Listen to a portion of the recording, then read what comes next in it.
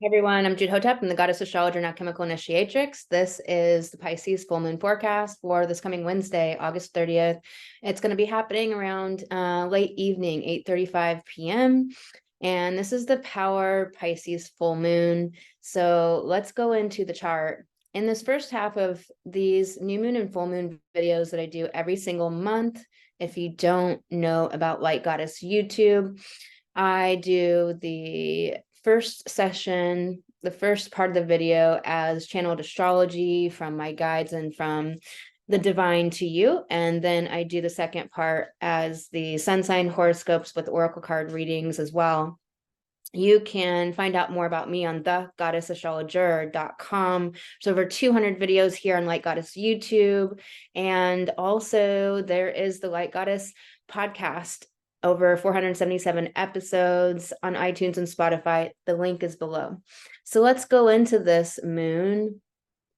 Here is this moon here, this Pisces full moon, again, happening on Wednesday, happening late evening, 8:35 p.m. Central Time. Adjust for your time zone. And this full moon, a full moon is always in opposition to the sun. We are into the first decan of Virgo season. So we're in Virgo season. We're out of that fire Leo season of like the heart and happiness and joy and being on stage, bringing our gifts to the world, this very yang fire energy. And now we're in this very yin earth, mutable earth energy. So Virgo is a feminine sign. Virgo is all about orderliness and humility and serving humanity. It's about it has this thing within it about self-improvement, always wanting to improve, but that can go into the extreme and shadow of perfectionism. Also, it has this guilt and atonement thing going on, which piggybacks off of the programs in the collective of the masochism, which is so guilt ridden and just making everybody feel guilty for everything you can think of. Even the movie The Secret is making you feel guilty because you must not believe good enough if you're not manifesting the car in your life that you want, etc., etc. There's always this kind of like masochism in our culture, and those of us awake are changing this. Those of us that are bringing light are changing this. Those of us that are bringing our gifts to the world, standing on stage in our life, in our business, perhaps literally, are changing this dynamic in culture, in society. There's so much good happening. There's so much awakening. There's so much of people stepping into their power, particularly women.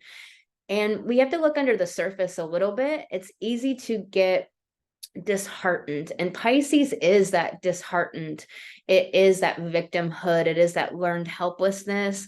Pisces can be escapism and sadness and forlorn. It can be sorrow. It can be this wistful longing. So therefore going to live in the fantasy, live in this idealized version in your head, or maybe actually making that reality, but it's not meaningful because it's not true to your soul. So it's very interesting that we have Saturn catalyzing soul right now, going through Pisces, having landed there newly March 7th, 2023. Saturn moved into Pisces. So this full moon went and talked to Saturn before it became the full apex of the full moon on Wednesday evening.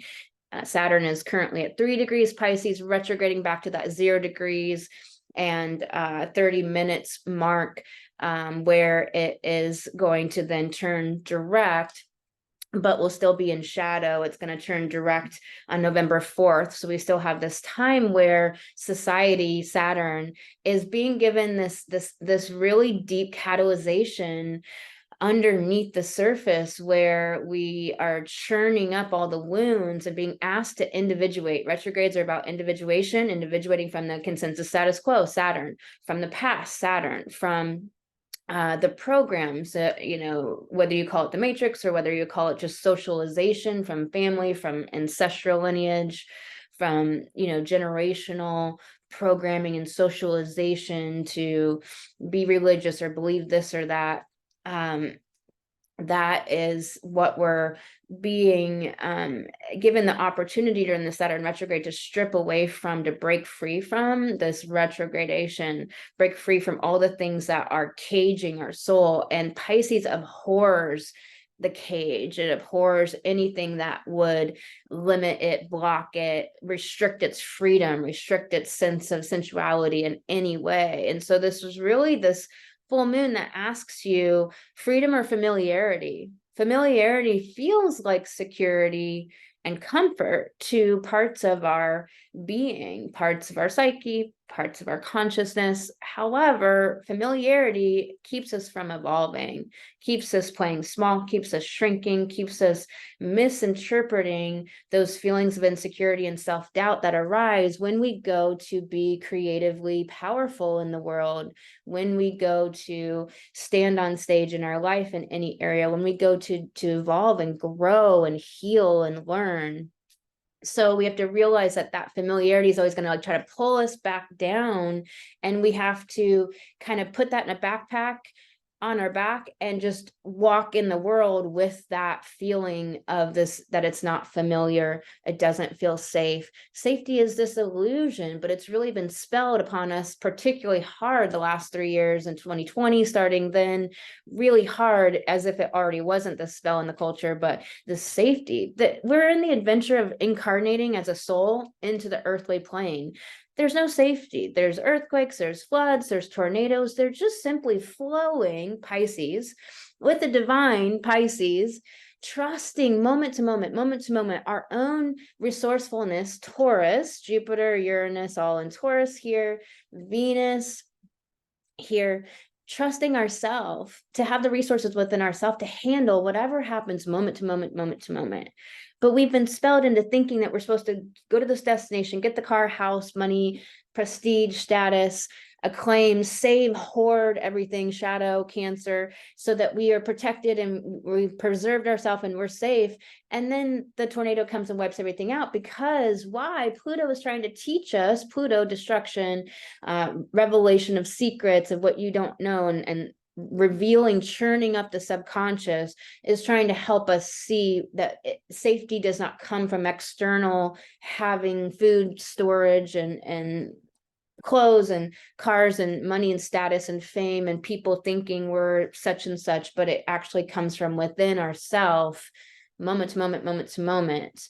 And so we want to be aware of these dynamics. So the moon went and talked to Saturn, and so kind of look for that within yourself and see where you're being provoked and catalyzed, and how it often requires healing, and it often requires stripping away of all that it's not connected to soul. But sometimes we don't know what that is until it's being stripped away, until we're trying to hold on to it. And that's when things get harder. Things are harder when you're trying to hold on to the status quo in your life, meaning like the job that's always been there, or the apartment or house that's always been there, or the kids always, being a certain age or doing a certain thing in their life, or them trying to get out of the house and individuate and go off on their own and be independent, or all of these possibilities that are happening for you in your life, possibly stepping on into a greater level of visibility in your business as a woman. And so this is something we're dealing with.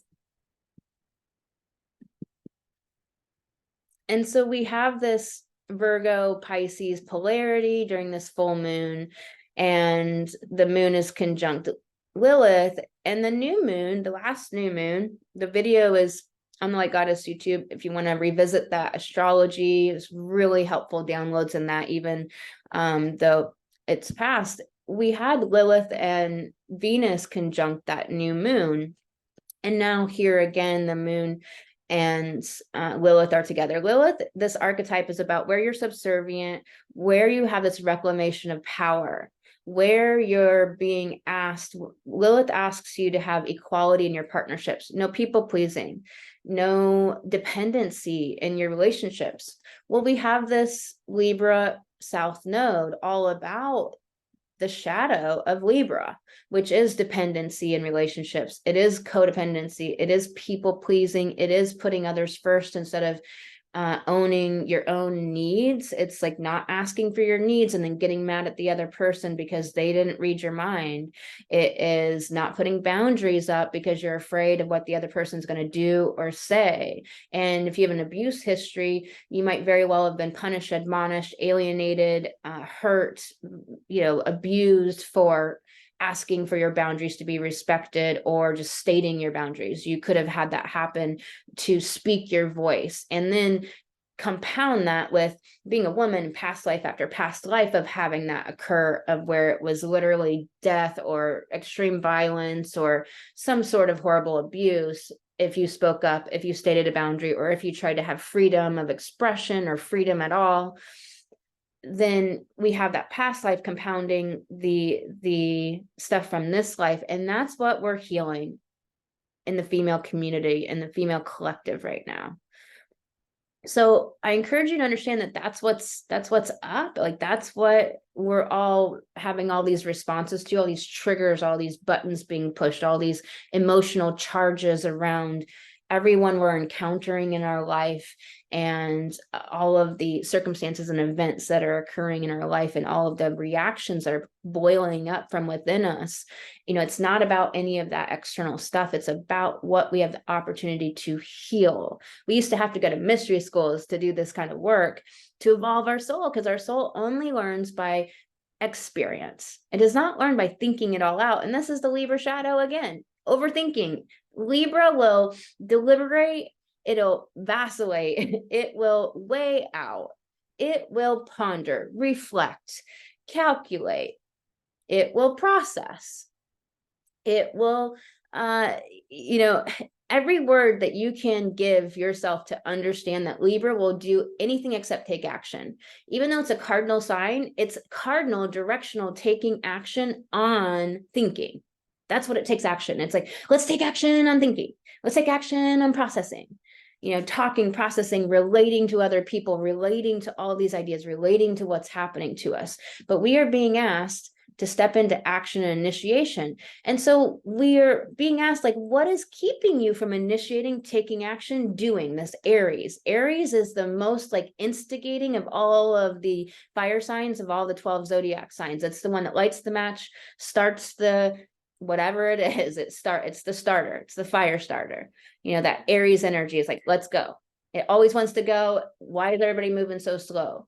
And that Libra is the most deliberating, reflecting, pondering, on and on and on of the air signs. The other air signs function a little different. That Libra, I mean, if you think of the court system, which Libra rules, and how slowly it moves, how we just really haven't had much evolution in the way it functions. It doesn't function to keep innocent people in out of prison. It doesn't function to really make sure that people that do wrong are dealt with. It doesn't make, it's not there for any of those reasons.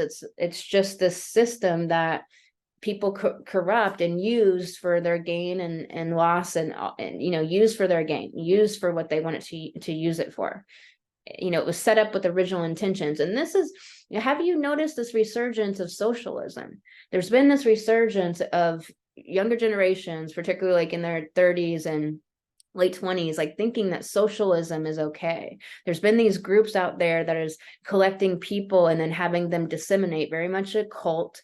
It's very much like a missionary type thing, or cult, or like a pyramid scheme, and having them disseminate these ideologies, like convincing them that this is the amazing thing. These people are lost or directionless or just wanting to feel like they belong or they're part of a group. And so they come into this organization where all of a sudden they're fed this socialism is good bullshit. You have to understand that we have 10% of the population that are depraved, narcissists, psychopaths, and sociopaths. And as long as that is the case, we are going to have people that are always going to abuse, corrupt, do things to their advantage, whereas someone else is going to see like, okay, I could manipulate somebody here, but not only are they not going to do that, but it just doesn't feel right to them, that they can't engage in that behavior. And then there's the other percent of the population that can kind of be swayed either way. They're really like, this herd consensus status quo state where whoever's the organizing body or the so-called authority can sway that other group. And that's why it's so important that you stand up and shine your light so you can sway the people that can hear you, because the people out there that can be swayed dark or light, they can only hear who they can hear.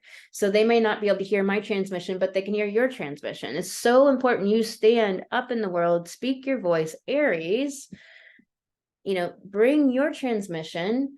This Venus in Leo, self-actualization, creative self-actualization, Leo, bring your gifts to the world, Leo, be in your heart and understand that you're bringing the light through you to the people, Leo. Venus and Leo. Venus is money. Venus is like your values being expressed, creating value in the world that you then get paid for.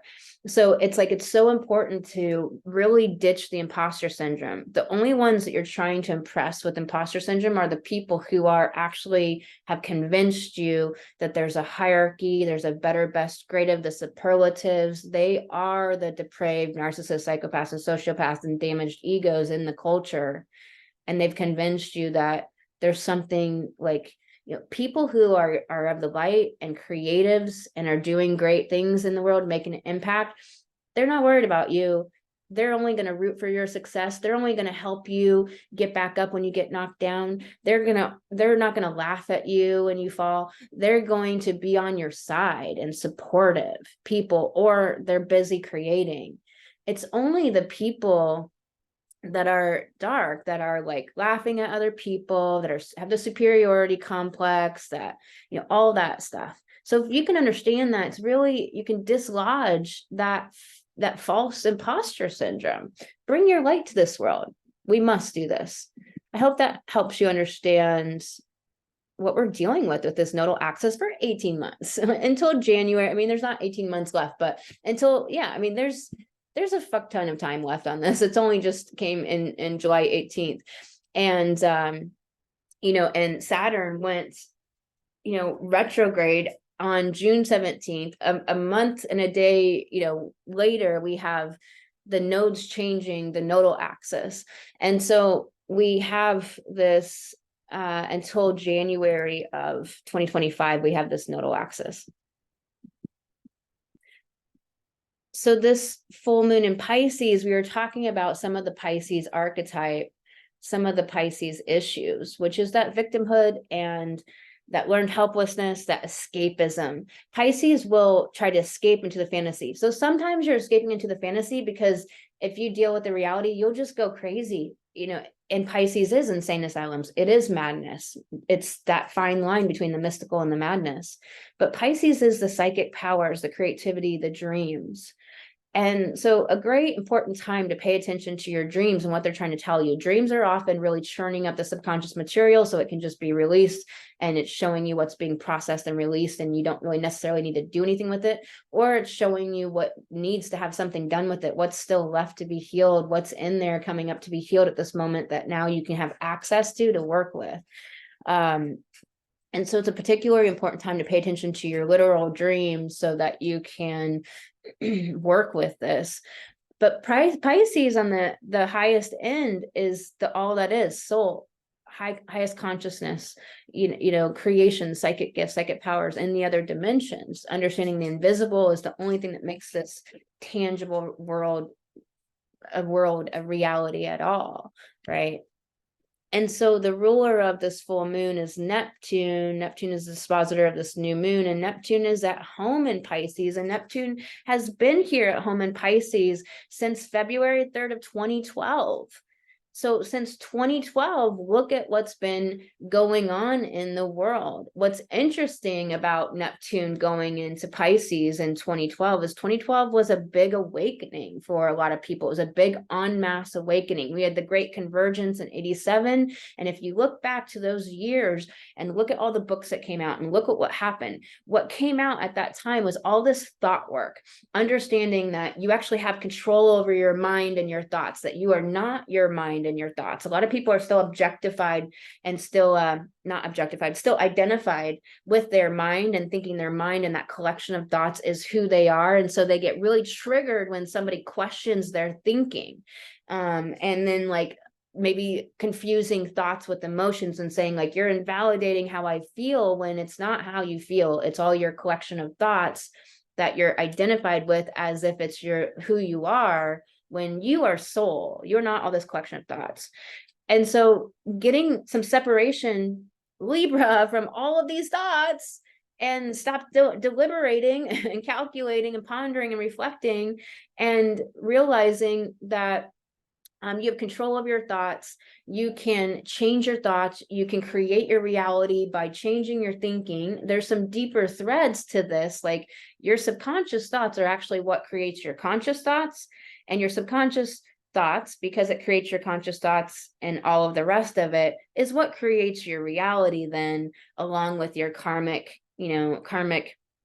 propensities, momentums, and what you came here as a soul to do. And so the things that are going to happen on your path, the things you're going to naturally attract to you by knowing your chart and who you are and all of that, that are going to allow you to have these interactions and situations and maybe cataclysmic, catastrophic things go on in your life, so that you can grow as a soul. Because it's not about the status, the money, the fame, the relationships, all the kids, the family, and all the stuff that people think it's about. That's the program that we're sold. It's about evolution of our soul. It's about evolution of our species. It's about having these experiences. Experience is the only thing that allows us to evolve. And so again, it comes back to this question: are we going to do safety, familiarity, or are we going to do freedom and evolution? It's actually freedom and evolution. Pisces is about freedom, believe it or not. I called this full moon, this power Pisces full moon, because Pisces is about freedom at the highest levels. Just think about, water. It wants to be free. It just goes seeps into every crack. It doesn't want to be bound. And Pisces abhors being bound, caged, tied up. And it wants to be free. To be free, we have to have a solid foundation, but let's not confuse the solid foundation for safety, for preserving a status quo state of our lives, the money, job, relationships, status of those relationships, etc. We have to remember Libra is all about relationships. It's all about relating. It's all of the relationship dynamics and problems, and it's about belonging to people, belonging to a friend, belonging to a group, belonging to a partner who cares about us, who approves of us, who gives us those mirror neurons that show us all the good within us, so we feel like we matter in this world. And then we have Venus here in that very vulnerable hearts of Leo that wants to be special, wants to feel like we matter, conjunct Juno, all about who we relate to in relationships, also in Leo, about like feeling special to other people, feeling like we matter, that synergy. We need that in the positive, functional, healthy way, but we don't want to do that in a negative, dysfunctional, unhealthy way. And so if we think about Neptune since 2012 and all of the fantasy, delusion, illusion, all of the idealization of this ideal way of life, but it's also 2012 where we had that explosion of like thoughts and understanding our thoughts and our minds, and really this different pieces of bodies of work came out, like Byron Katie's work of like how to actually work with your thoughts pen to paper, so that we can actually get control of them, instead of like these very Neptunian, idealistic ways of saying and speaking, of like, just change your beliefs, everything will be okay. But if you have no real technique to change your beliefs, then how can you ever do anything? And then people try to spiritually bypass, and they try to deal with the conscious mind only and change their conscious thoughts, their beta brain thoughts, which doesn't mean shit if you don't change your subconscious thoughts, because this is where your conscious thoughts are even coming from to begin with. And so people are trying to spiritually bypass, be like, let's positive think and everything will be okay. But that's not actually changing your thoughts and changing your thinking. You have to work from the subconscious level first, also have the work with the conscious level. And those are exactly the things that I teach that will change your fucking life. Because when you can change 52 beliefs a year in your subconscious programming of like, you don't deserve money, and you don't deserve love, and you don't deserve respect, or you're not valuable, or nobody cares about you, or nobody likes you, or you don't fit in, or you're not special or beautiful or wonderful, or you don't have speaking skills, or all these bullshit beliefs that people have, that change means something dangerous, every bullshit belief that you have in your subconscious, if you just change only 52 a year, I mean, and you can triple that number easily, depending on how fast it goes for you with the technique that I teach. Just think, if you change all those beliefs to I am valuable, I am loved, I am respected, I am powerful, I am successful, I do make money, clients are signing up left and right, blah, blah, blah, blah, blah, blah, blah, blah, blah. What if you changed all those beliefs? Now, how would you walk in the world? Because when you change those beliefs at a subconscious level, it just becomes who you are. Suddenly, the insecurities and the doubts and the lack of confidence just drift away, and it becomes who you are.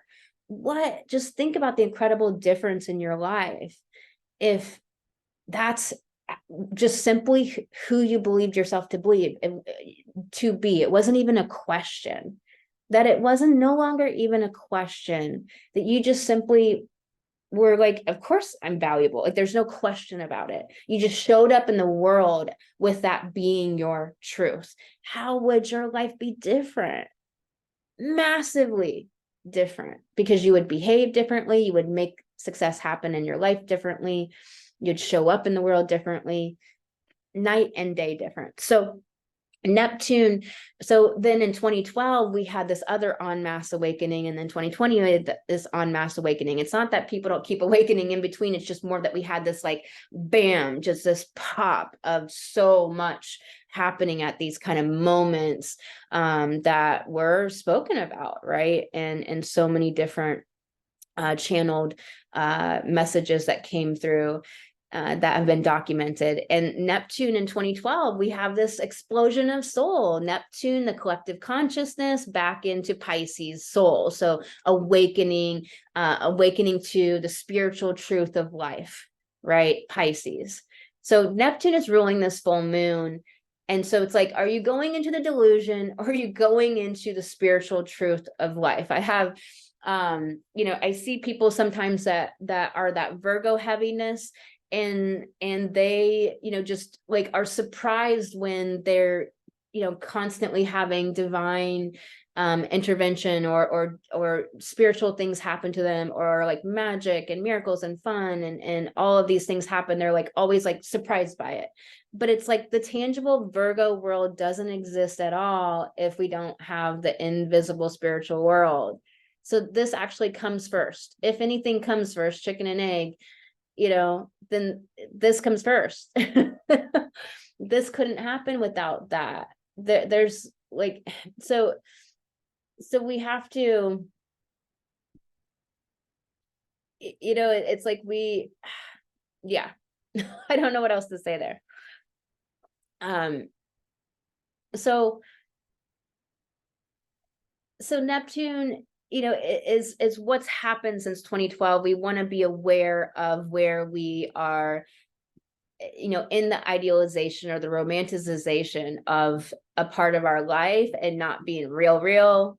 And then therefore, like, just going into this like fake, false reality for a while that's going to blow up on us at some point. Maybe you need that for your soul to learn that lesson and understand that. That's possible, of course. Sometimes that's the safe thing to do, and that's the only thing you can do. But realize that everywhere where you can connect with the divine, that we're living in a soup of the divine constantly. We are divine. I am that I am, and commune with it, co-create with it, be with the divine plan, and you're the one that enacted the plan for your soul. So something to really consider here with this full moon. The other things about this full moon that are really important and powerful, again, with that Libra South node, we have Mars here in Libra, and it's newly in Libra with this full moon, came out of Virgo, where it was just really wanting to get things done, very critical, very maybe judgmental, maybe just trying to see how everything could be improved, thinking that like things need to be improved everywhere, and trying to do that and push that, and really just pushing for that. It is conjunct the Super Galactic Center. The Super Galactic Center is about our relationships, and it's about mastery of the relationship with ourselves and mastery of the relationship with others. So it's really fascinating that when we have this Libra South Node, that we have Mars, our initiation, our taking action energy, our get it done yang energy in the world to act, conjunct the Super Galactic Center at 2 degrees Libra, saying, talking to us about mastery of ourself, our relationship with ourself. But where is your relationship with yourself? As a powerful woman in the world, your relationship with yourself needs to be 100% like first, because nothing else can be filtered through a purified lens to create the result you truly want, the spiritual result. Pisces, Neptune and Pisces, Saturn and Pisces, for the world, bringing the light through, bringing something through that inspires and uplifts and creates change and impact in this world and helps other people. Pisces is, compassion, unconditional love. If we're filtering it through a lens of our traumas, wounds, our self-doubts, all that shit, because we don't have a relationship with ourselves. So Mars is asking us to connect into that mastery of the relationship with ourselves. And then this trine to Pluto and Capricorn, where does this fall in your chart? Where's Pluto hitting your chart? Because that's what you're doing for 15 years, possibly, depending on if it's going into a new house on the cusp, etc. So for some people, it's in the middle of a house right now. For some people, it just moved into a house, what have you. But, we're talking 15 years here. This, Capricorn energy, Pluto didn't destroy all of the Capricorn distortions in the world and society. It revealed the secrets. It revealed what's in the subconscious. Pluto is the deep depths of the subconscious. And so having a harmonic trine to Mars conjunct the Super Galactic Center, all about mastery of that relationship to self and mastery of relationships to others, how important that is for our healing overall, for the individual healing we do, which then helps us heal as a whole. We only heal as a whole if we're doing the individual healing within ourselves. You want to be a great healer, you want to be a great guide, mentor, gelato maker, etc., then you got to do that deep healing of your own stuff, and it never ends. It's a lifestyle. So this Virgo sun here conjunct Lilith, taking back our power somewhere and requiring people to have access to us to be in a partnership of equality, Lilith is saying lifestyle. This is a lifestyle that we must realize is for the rest of our life, that we're in this accelerated evolution of humanity. We get to see it before our eyes. In 2026, Uranus is going to move into Gemini. Things are going to move like this. Pluto is going to move in Aquarius. I don't think it's going to be as super fast as Saturn in Aquarius, because Pluto moves slow, and Pluto is about churning again things up from the subconscious, revealing the secrets, revealing the issues with technology, revealing the issues in the collective, revealing the issues with humanity and groups and group think. And it's going to be revealing all of the Aquarius air psychological abuse in our culture. And I think people are going to be waking up at the most rapid levels this next 15 years, because they're going to start to finally see that mass formation, see all of that programming and the mass hypnosis and all of the brainwashing, and start to see it. However, Neptune, really, when it goes into Aries, is going to help a lot with that, with seeing that and taking action and standing in our power. Neptune, the collective, Aries, autonomy, sovereignty, independence, freedom, and really initiating and standing in a clear, firm identity of who I am. And so that is going to be really important when that happens. It's going to help. But I think until Neptune moves out of it, there's still going to be a lot of the delusion and illusion that all of this AI is really amazing, and all of this ignoring, sweeping underneath the rug, all of the secrets that Pluto is going to reveal, Aquarius, about the air, the mind, the programming, the socialization, the habituation to abuse in our culture, habituation to dysfunction, reality TV, the Jerry Springer show, all of that kind of stuff, like this habituation and to dysfunction and abuse, and narcissists, psychopaths, and sociopaths being at the helm of all these managerial positions, or just always over people in these many varied scenarios that are having people be abused and thinking like, there's no way I can get out of this. This is my job. This is my livelihood. What do I do? This, this is my family, my partner, etc. So I think when Neptune finally pops into Aries, it's really going to be this explosion of people waking up yet again at really rapid rates, but also life's going to be moving fast. And so, let me just check out something here real quick.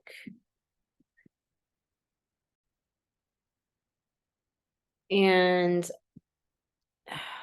nope. Neptune is going to go into Aries on March 30th, 2025. So it's actually not too far away. And so it's before Uranus goes into Gemini in 2026. And then Pluto will move into Aquarius and completely January 2025. Then Neptune moves into Aries March 30th, 2025. So it's going to be interesting the next couple years. Like when we hit that 2025, 2026 mark, I think that this collective is going to come out of a lot of delusion and illusion. Let me just share. Did I share the screen? I guess I didn't. Sorry, my bad. I'm going to come out of a lot of illusion and delusion. So a lot of fantasy, a lot of like being tricked. Pisces is that like being tricked, being fooled by the optical illusion. It's the illusionist putting on the magic show. That movie Prestige. Like if you see that movie Prestige is such a great movie to watch for this. Like, man, when that movie first came out, it was one of my favorite movies for a while there, but kind of over it now. But like when that movie first came out, I watched it like 3 times in a row, same night, because I was like, what's going on here? It was so amazing. And it was just the one guy, there's 2 magicians and they're trying to one up themselves and be the best, the greatest. So there's the spell in the collective that there's a greatest, instead of just focusing on your greatness. And you have to understand that's the narcissist, psychopaths, and sociopaths always perpetuating that program, because they are not the light. They can't bring light. They don't have it any good within them. They have to take it and suck it from everybody else that is light, that has gifts, and then convince and abuse those people that they don't have gifts, that they are nothing, that they're not good enough, that they have to have imposter syndrome. And there you go. You see the cycle. It's just like so obvious, but not if you can't see it. And that Pisces can create that illusionary world, the fun mirrors and the fun house at the carnival, right? And so in this movie The Prestige, you have the 2 magicians, and the one is going the science route to create this illusion, this trick that he's doing in his performance.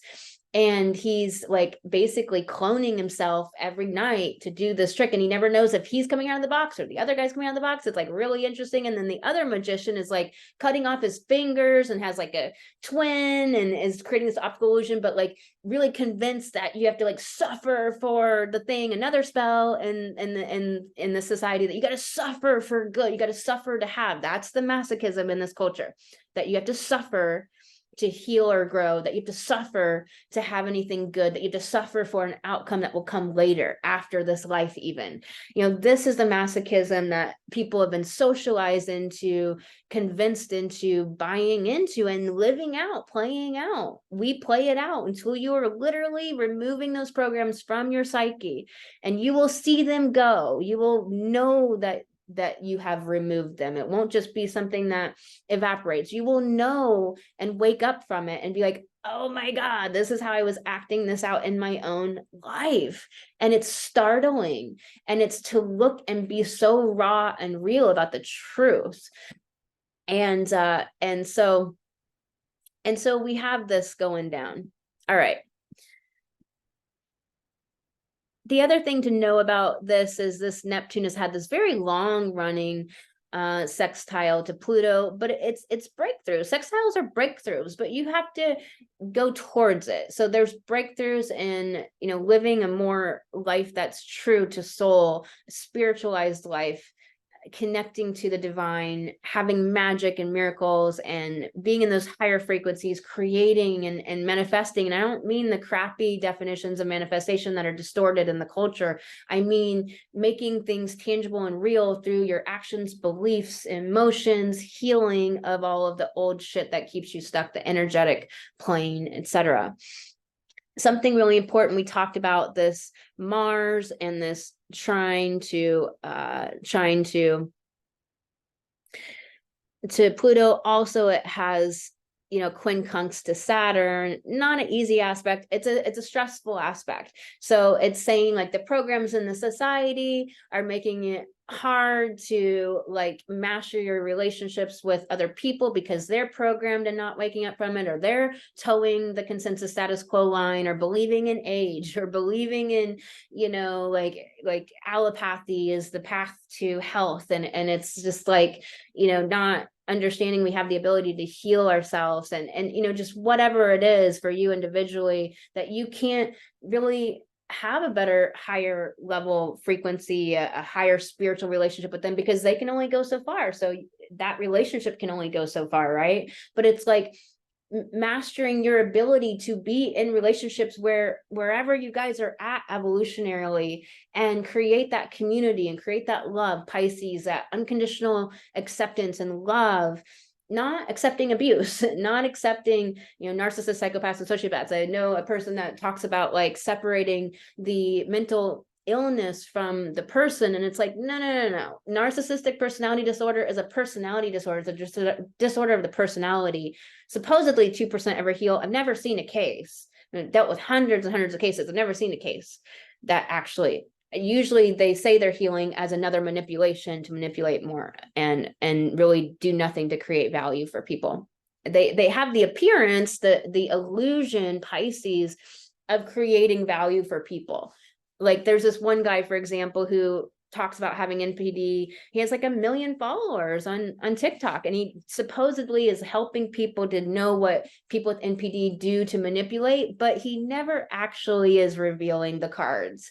He's kind of, you know, revealing like one card, you know, revealing like you know, breadcrumbs, which is what narcissists do.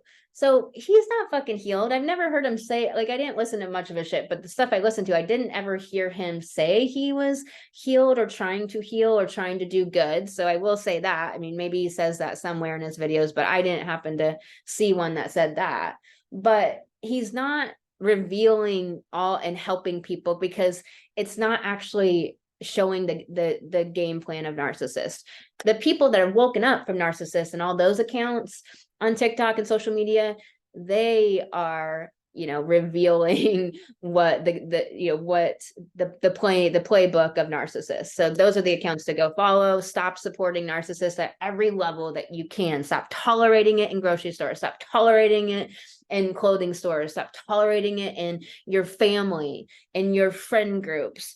Everywhere you can. The less you choose to tolerate abuse and to tolerate patriarchy and to tolerate domination and control and superiority and dysfunction, the more we all will grow, and the more it will be safe to speak our voice and speak up.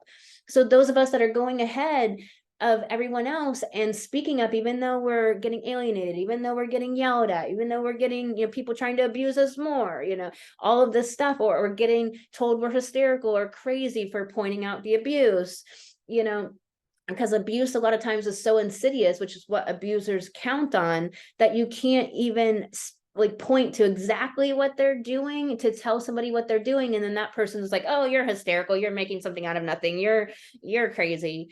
And that's what abusers count on. And so those of us that are going ahead of the rest of everyone to do this really difficult work, like it's going to pay off. So stick with it, stand in your power, keep fortifying, and keep trying to meet other women who are doing that beautiful work as well, so that, you know, we really can form female community and support each other and help each other in this.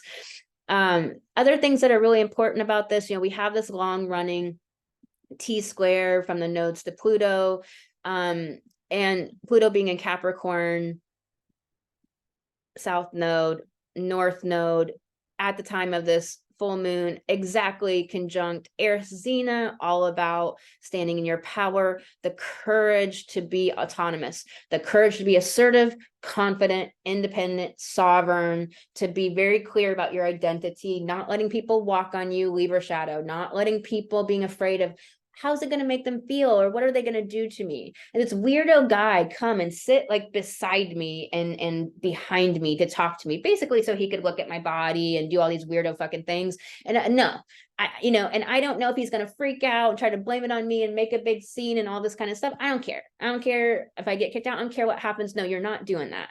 Get away from here. Freako weirdo. And, he's gone. But it's like a bunch came up within me of like, oh my God, what's he going to say? He's going to make a problem out of it. He's going to blame me and blah, blah, blah, blah, blah. That all, I had to face all of that inner stuff to stand in my power and say, no, what you're doing is insidious. It's bullshit. I know what you're doing and you're not getting away from it. You're not getting away with it with me. And so this is this Erisina, like but the thing is she started standing in her power and bringing good to the world. For a while, she fought everybody and killed everybody and took revenge on everybody. That only works so long. It only makes you feel so good. And then you realize you're just like them. You have to stand in your power, actually create light, bring other people to the light, help people, heal yourself, do the inner work. And she finally realized I got to do the inner work. And then I got to bring my gifts to the world. And she also travels outside of the ecliptic. So she is very much non-conformist, non-consensus status quo.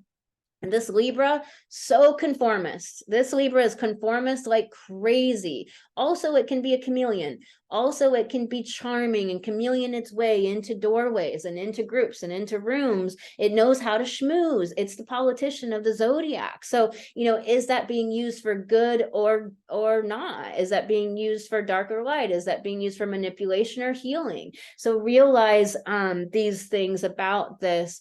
Erisina is, Libra will often toe the line of the consensus status quo to belong. Libra, to stay in relationship. I'm scared, of not being in the relationship, which is really the primal limbic brain that freaks out if you try to go against the group, because at one time that could have meant death in certain scenarios when the woolly mammoths were here and you didn't have community and you couldn't all huddle up to stay warm.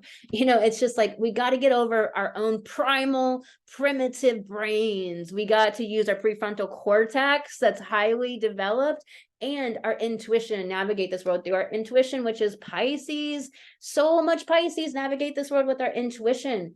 Stop overriding your intuition with your mind and all that Libra churning and thinking and on and deliberating and figuring and calculating and tabulating and reflecting, pondering and gathering more information yet. Go listen to your intuition. Don't discard what you feel. Don't discard what you read in people's energy, that they aren't bad, even though they're talking good game and they're talking as if they're just like, oh, they're just obtuse, or oh, they're just clumsy, or oh, they're just nice, and oh, they just talk and never pick up on your social cues that you don't want to be talking right now. Or you have to get out of that conversation. You have to assert your boundaries. You have to say no. And so we have to navigate this world with our intuition, which is about being in our power as a woman. It's about our power. That's why this is a power Pisces full moon, because we want to face reality, stop escaping, be real, come from soul and spirit in our heart. Our higher self is our soul. Come, let our higher self, dominate over our ego mind and all the fear primitive brain, and stand up. And so then we have this long running square to Pluto, which is a T square, which means that we have to really think about Cancer. And the shadow of Cancer is trying to stay safe, to self-preserve.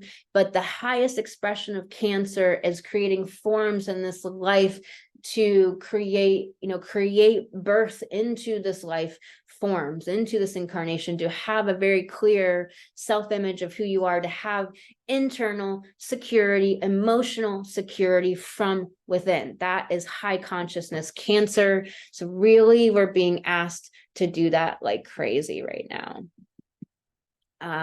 The other thing about this full moon, and then we're going to get into sun sign horoscopes, is this Venus conjunction to Juno. Talked about it some.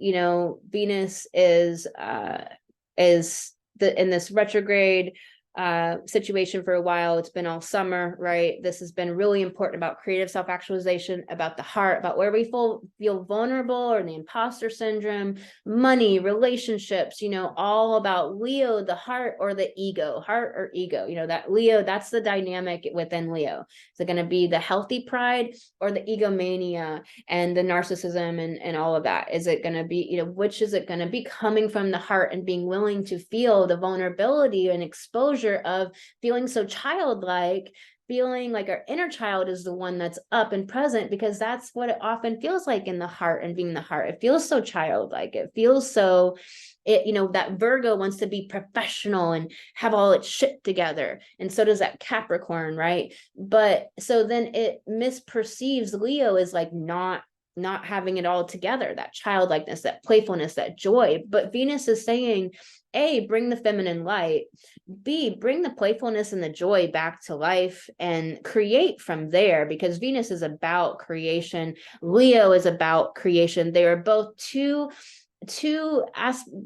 points that are saying everything to do with creation, create, have fun, play, come from this place, come from joy, come from love, with a square. It's a separating square right now, but it's going to go back and hit that square again, you know, to Jupiter in Taurus, expanding the feminine reach, but also the square about taking action on, you know, your like higher wisdom, Jupiter, of the feminine wisdom, of the also like of knowing your value. You know, Jupiter here is asking you to expand your sense of your own gifts and talents and abilities, knowing your value, valuing yourself at the highest levels, creating value for this world that you then make money off of. Abundance, Taurus, Jupiter's expanding the possibility for abundance mentality. Get out of the scarcity mentality, get out of the poverty mentality. I've been seeing a lot of people in that poverty mentality.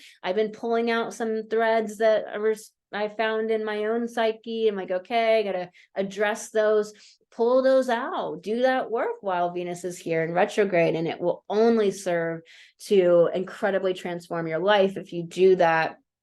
And Uranus here in Taurus with this trine to Pluto, helping with individuation from the old consensus status quo, the old patriarchy, the old dominator culture and system. Really about individuation and breaking free from the past in Taurus, with these trines to Mercury. And, you know, Mercury is retrograde. It's been retrograde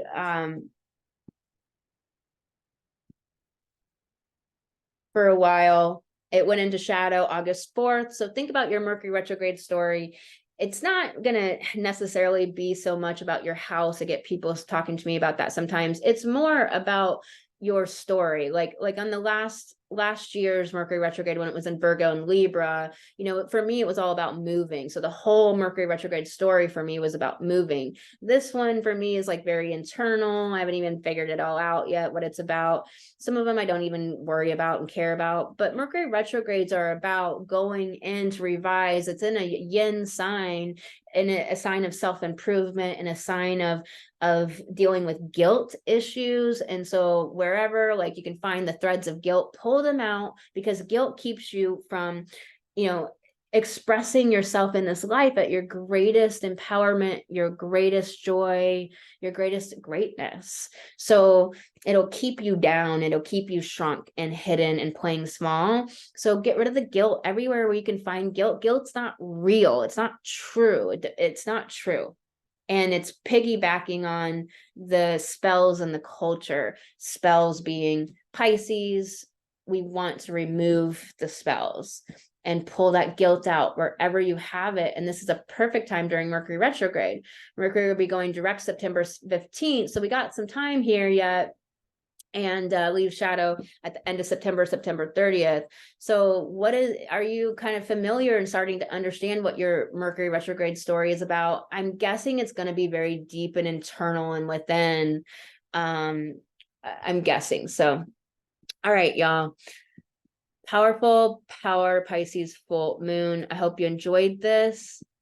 if you got anything out of this whatsoever, please shoot this off and text it to a friend right now and be like, hey, there's this great video. It really sparked something within me. I hope you like it.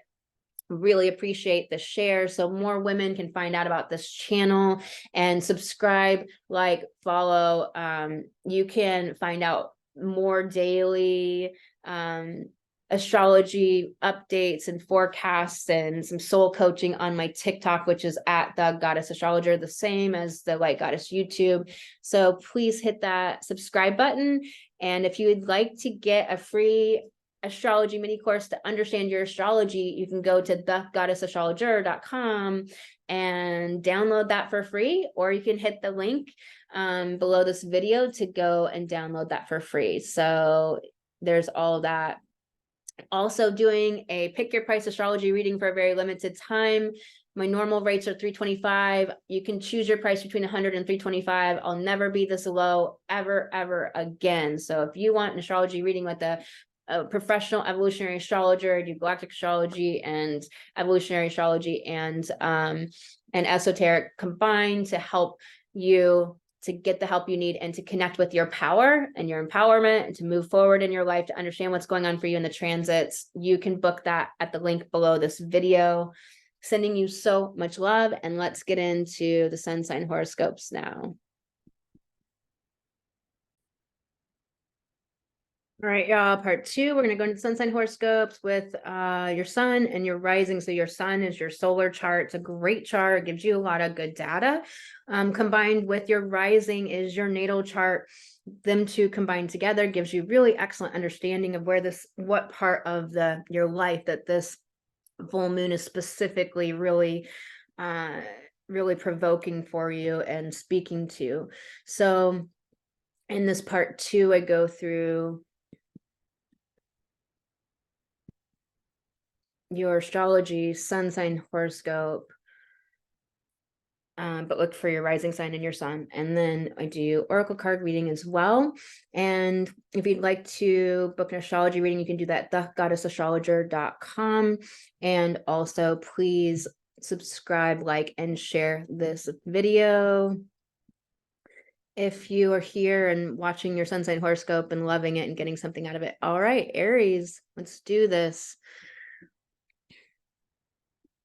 This full moon for you is 12th houser.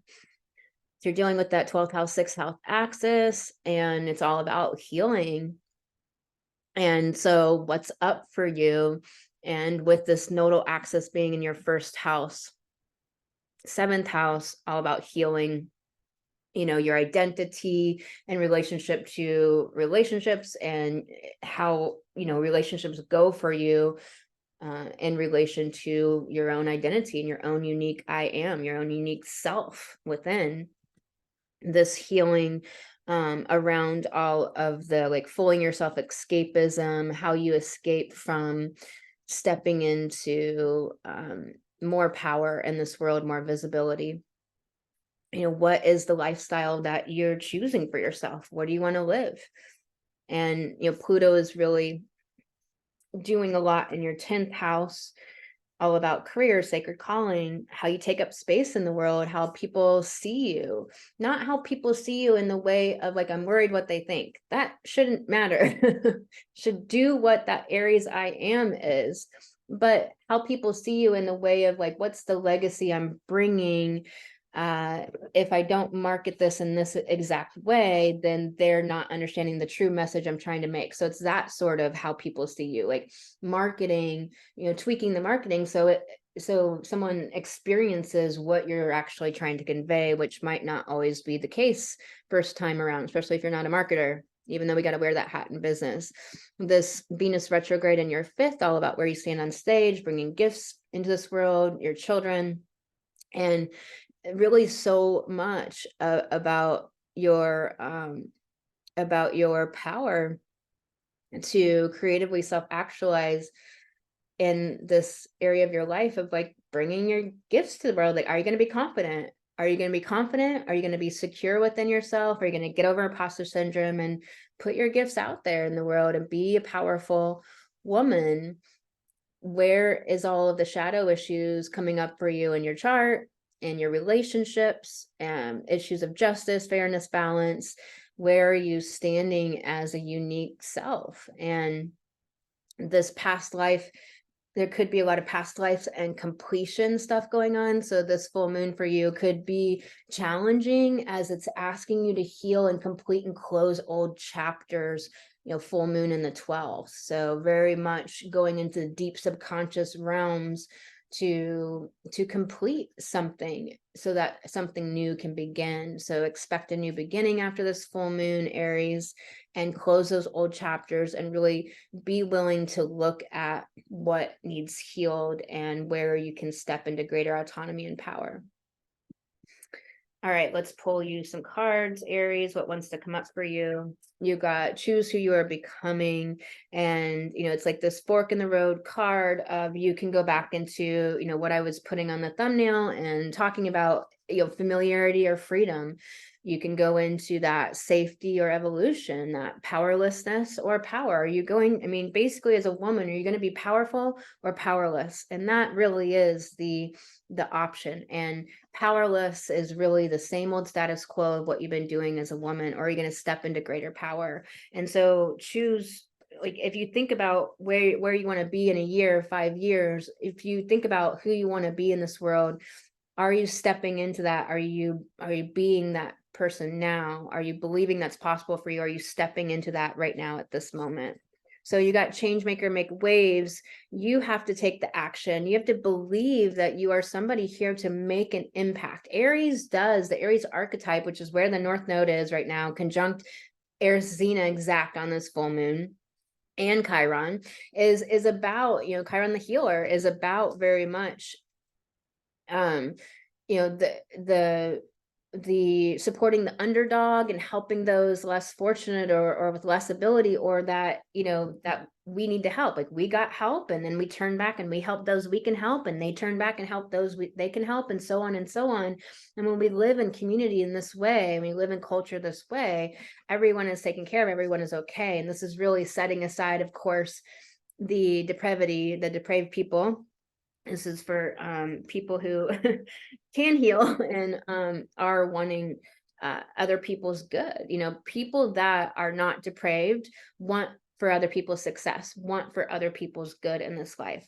So welcome to Divine Masculine is your third card, which is all about this space holding and this energy of certainty, this energy of sturdiness, and really going in and actually asking yourself, what is the divine masculine for you? Because people are conflating the divine masculine with action, energy, and getting things done. What do you think a mother does all day? She gets things done. She's constantly moving, constantly getting things done. So masculine energy, the divine masculine, is really about this yang external expression, whereas the yin energy is about this yin internal gathering inward expression or development and developing. And so if we just think about the divine masculine and feminine in those ways, it can really help us deconflate some of these conflations in the zeitgeist right now, and understand, like, can you welcome in this very evolved, can you act with the divine masculine within yourself and this very evolved yang going out into the world, dropping the competition and just instead like stepping into your greatness, like trying to be the highest evolved person, or do the most greatest thing of work of your life, rather than trying to usurp or be better than somebody else. It's dropping the hierarchy, it's dropping the domination, it's dropping the superiority complex, inferiority issues, all of that. It's this evolved masculine energy of this yang quality out in the world. So that is your reading, Aries. Sending you so much love. If you'd like to book an astrology reading, you can do that at thegoddessastrologer.com. Make sure to go download the free Astro mini course there.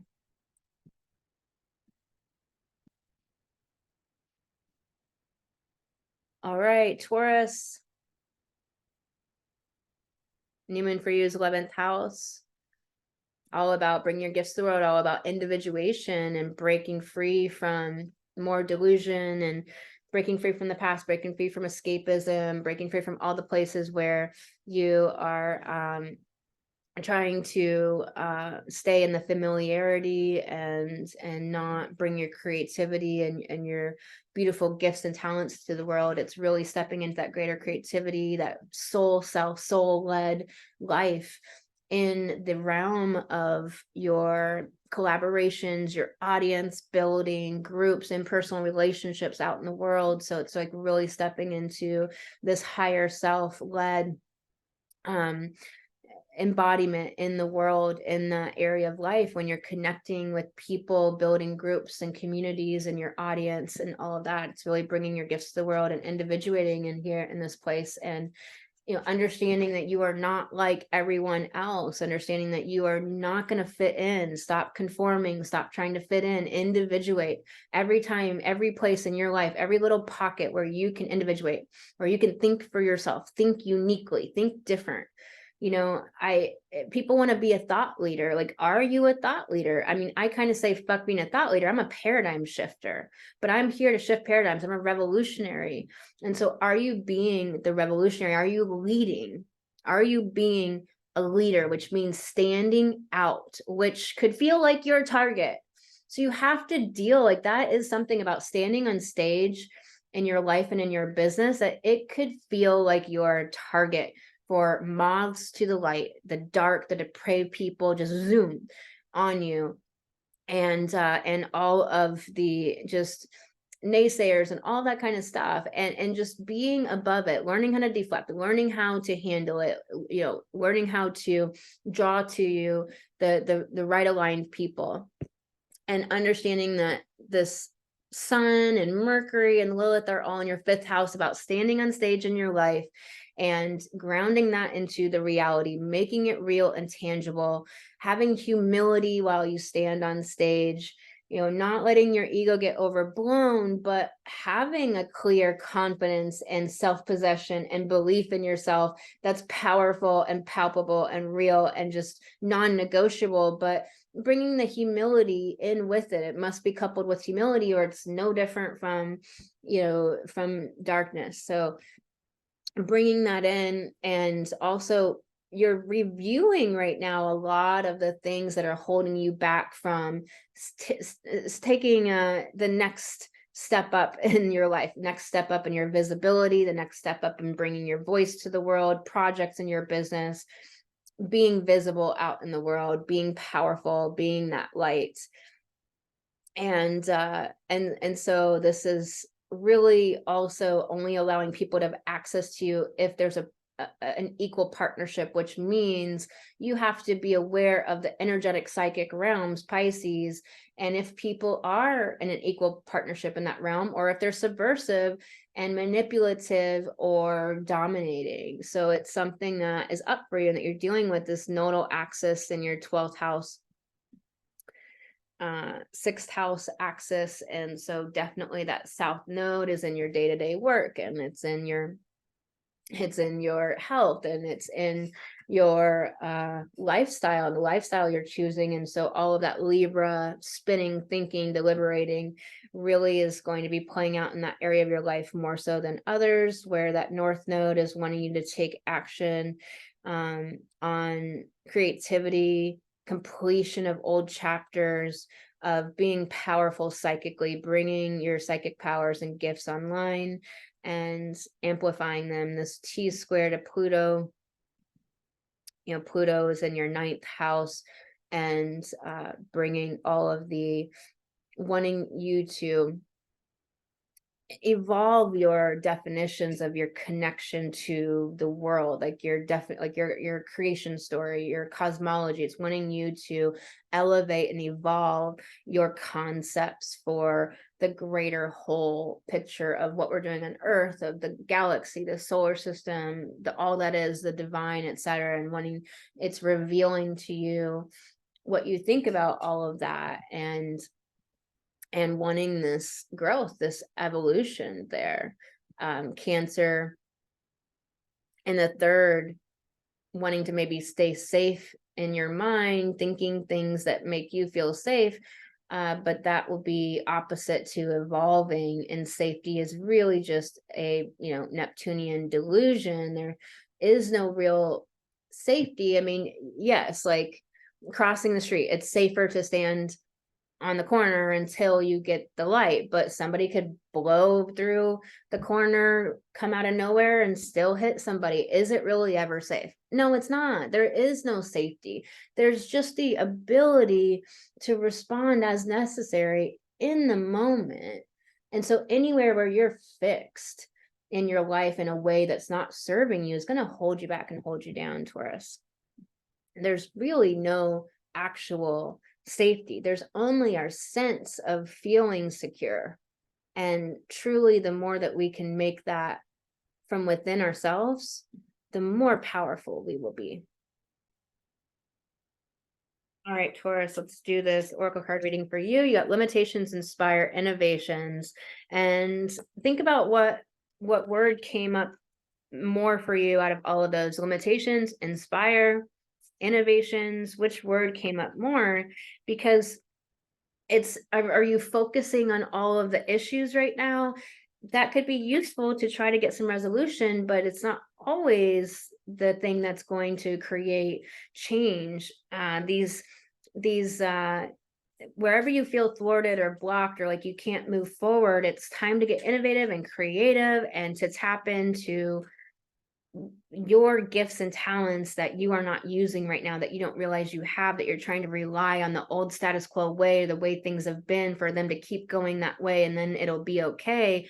It's wanting you to grow and evolve and expand even your knowledge of your own talents and gifts. Success and transformation is your next card, all about you reaching for the transformation, taking action, Aries. Stop the thinking and the spinning in your mind and the gathering of information and then one more certification, and just bam, like create the transformation, take action, go forward into your life. And also understanding that it's messy, understanding that what's right doesn't feel good. The transformation, we resist it simultaneously as we desire it. So to transform, to change something, it's always like, it seems like, oh, I can change the job and change this, everything would be great. But then when we go to actually do it, it brings up all of the internal doubts and insecurities and all of that within us, for good reason, because that's the only way we're going to heal all of that stuff. Like, we're really here just to evolve and heal and grow and bring light. We're not really here to have status and fame and houses and cars and all of that. It's just like the costume with which we do the evolution within.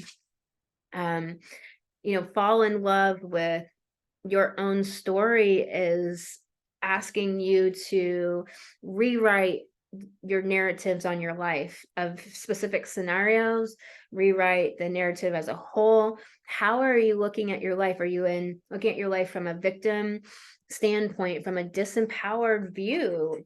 Is it, this whole moon is about, are you powerful as a woman or are you powerless as a woman? There's really only two options. And staying in the old familiarity versus the freedom is going to keep you in that powerless place. However, you might be very accustomed to that. It might be very comfortable feeling, even though it's not evolution. It's just this false idea of safety and comfort. And a lot of people have these cushy, comfortable little things in their life. So they're never really forced to grow and evolve. And so if they want evolution, they have to really actually reach for it and go for it. It's really interesting where everyone is uniquely at. But the thing is if you stay in those cushy little places, you never actually know how amazing you are. You never touch your own greatness. You never even come close to knowing what you're capable of and the profound adventure that your life can be. And so this is wanting you to make a profound adventure of your life. Look at your life as the masterpiece that you're creating moment by moment by moment. Get messy, have fun, dance in the rain, walk barefoot more often. Sending you lots of love, Taurus, and you can book an astrology reading at thegoddessastrologer.com.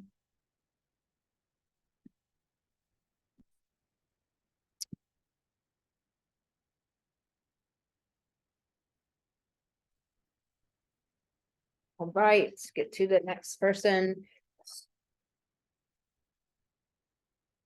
There we go. Stop share. Is it sharing this? Correct screen here. Good. All right, y'all. Do Gemini. Gemini.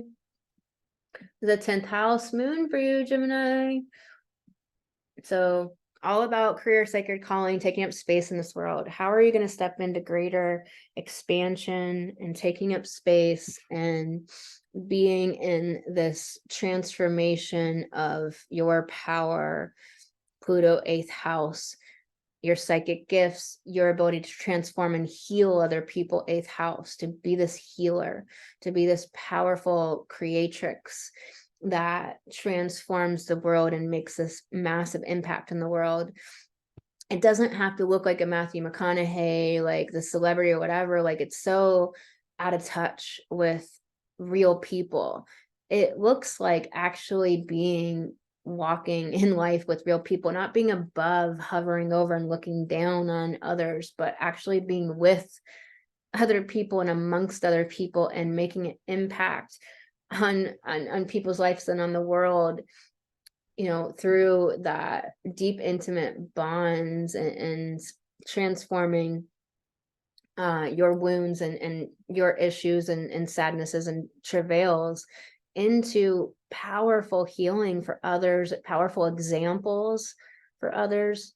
So this is really kind of a business full moon for you, bringing up where maybe you're trying to escape, stepping into your next level of visibility and your next level of empowerment, which means we have to really be real about the pockets of victimhood or disempowerment or learned helplessness that are inside of us, where we're not being the creator of our lives, or we're just resisting or escaping and trying to cope or escape, or possibly some healing is needed, Pisces, for you to go forward in business to the next place, if that's an individual project or ICA work or building your list or your audience or whatever part that is, or becoming the coach, etc., or getting out of the corporate gig and finally stepping into the role as a spiritual entrepreneur, not conflating poverty with spiritual business. Like, a lot of people are conflating poverty and spiritual business, and really want to stop doing that because it's really creating this powerlessness, and it's just simply not true at all. I know someone who's making more money than anyone I know, anyone that I like respect, I guess I would say, and she absolutely has a spiritual biz. So spiritual biz can look like anything you want. It doesn't have to have this face and this appearance of spiritual biz, so to speak. And just know all the sun and Mercury is in your 4th house of family, home, your emotional seascape, your sense of security within. Mercury's wanting you to improve and shore up any places within yourself where you don't feel a sense of security and groundedness and solidness, where you're relying on something outside of you, or the amount of food in your house, or your status to make you feel secure. And it's wanting you to get rid of that and clean that up and really get your sense of security from within. It's wanting you to really step into partnerships that are only of equality, and don't let people have access to you unless they can have equal partnership to you. This nodal axis is 11th house, 5th house for you. 5th house, like where you stand on stage, could be too much overthinking about bringing your gifts to the world, too much ego drama, or not feeling good enough, not feeling special enough, not feeling like anybody notices you, and dealing with just taking action on building the audience. It's only initiating consistency and taking action and keep trying new things is what is going to change this for you. So really understanding that. And this Venus in your 3rd house of how you think about things and what's going on around you in your environment, like this is really about those elevated, evolved partnerships where you can creatively self-actualize, and it's wanting you to take a hold of your mind to be able to step into that power and bring the feminine light forward. Really powerful astrology for you, Gemini. Let's pull some cards. What wants to come forward for Gemini? First card you got is overrate your intuition. With already having that air quality and then this activated, very air, yang, Libra, South Node, everyone's mind is activated to the nth degree. And it's saying overrate your intuition. So it's really wanting you to trust your intuition, to notice where your mind goes and overrides and correct it. It's wanting you to work with your ego to finally let your higher self, which is soul, to take the lead. And so a lot of times you can do this exercise where you ask your higher self what to do next, really low risk stuff, non-predictive stuff. And then follow what your higher self says and do that for 6 weeks so that your ego can start to get on board with your higher self taking the lead. And make sure you ask things that you're willing to do. Make sure you're willing to follow your higher self. Make sure it's at a time when you can do that, work wise, etc., scheduling wise, and ask it low risk stuff so that your ego can stop freaking out. And when you kind of switch that relationship, it's just really wanting you to manage your mind. And we do that with pen to paper work and Light Goddess, where you can really see what the hell your mind is creating. Is it creating the result you want, or is it creating the same old bullshit in your life? So overrate your intuition. Like, what do you need to do to turn up the volume on your intuition? What do you need to do to hear it more? Maybe you can only understand it retroactively for now. That's okay. But the more you can keep noticing that quicker and quicker and quicker, and not admonishing yourself, but just like starting to notice in the moment as much as you can, meditating, getting connected, like really strengthening your channel, strengthening, tuning, strengthening, cleaning your intuition connection, because we get all of that data, but can we interpret it? Are we disregarding it? We're taught to disregard it because that's our power as women, and we're taught to disregard it. So really wanting you to do that fearless expression. And you have this full moon in your 10th house, taking up space in this world, fearless expression, put yourself out there, speak, start the episode, start the podcast, start the video, do the asset, make the post, write the email, ask the question of the person, pitch, do these things, like express yourself fearlessly so that you can know how to tweak it, how to evolve and grow it. Look at it as a masterpiece that you have to make many, many, many pieces. So your self-expression itself, your voice itself, is a masterpiece. I mess up my speaking all the time. I made tons of videos that aren't that great. Sometimes I'm just off and I just don't really feel on, but I need to get the video out, and it is what it is. It's like we're gonna be human. Let yourself be bold. That Aries North Node, be bold and really speak your truth, be your authentic self, make something beautiful in this world, Gemini. Raw intention is all about, I love the key on it, the keyhole on it, all about wanting to keep it messy and stop trying to make everything orderly. We're in this Virgo time of like sharpened pencils and cleaning out the refrigerator and organizing all of our computer and paperwork. So great. However, it is this time though of like perfectionism and trying to have things so orderly that we don't allow for the mess, which is creativity. You don't want to go paint a picture and have to like keep the paints perfectly in a little circle, and you can't even like mix them well, and you're just so truncated to like be able to explore and create. So this raw intention is not about having a neat little tidy intention. It's about having things be really raw and exposed and get to the root of it, get to the essence, and be in the creativity flow, and which is so much Pisces, being in that creativity, being in that flow, being in that messiness and exploration and sensual freedom, which is all Pisces. All right, Gemini, sending you so much love. And if you'd like to book an astrology reading with me, you can do that at thegoddessastrologer.com. Please like this video. Talk to you soon.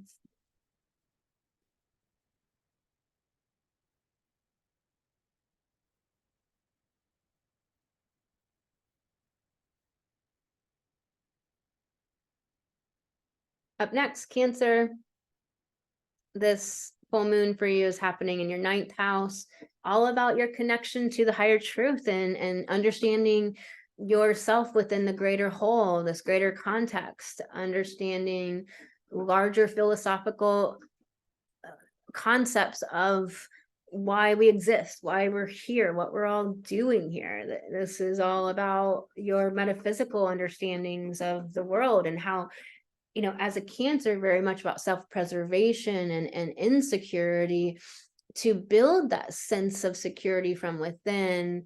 Very much this can help you of having these great, beautiful concepts of your relationship within the greater whole, all that is Pisces, you know, of soul, of the universe, the galaxy, and what is that for you that allows you to have that deep sense of security from the inside out. Such a powerful full moon for you, Cancer.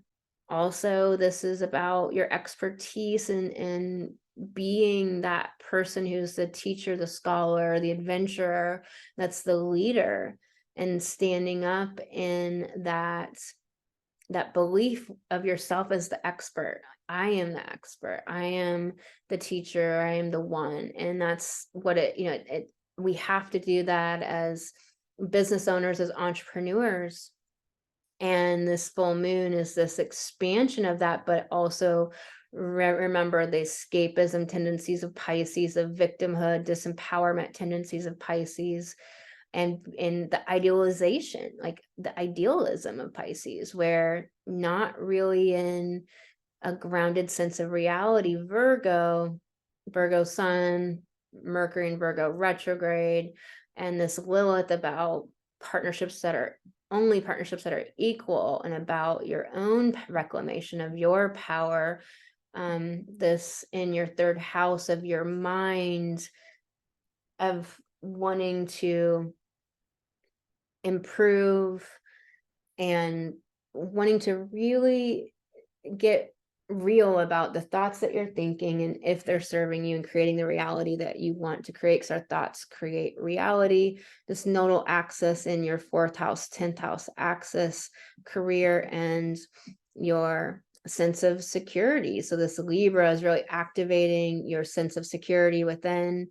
And if you feel powerful in your emotional seascape, how do you handle emotions? Do you have emotional mastery?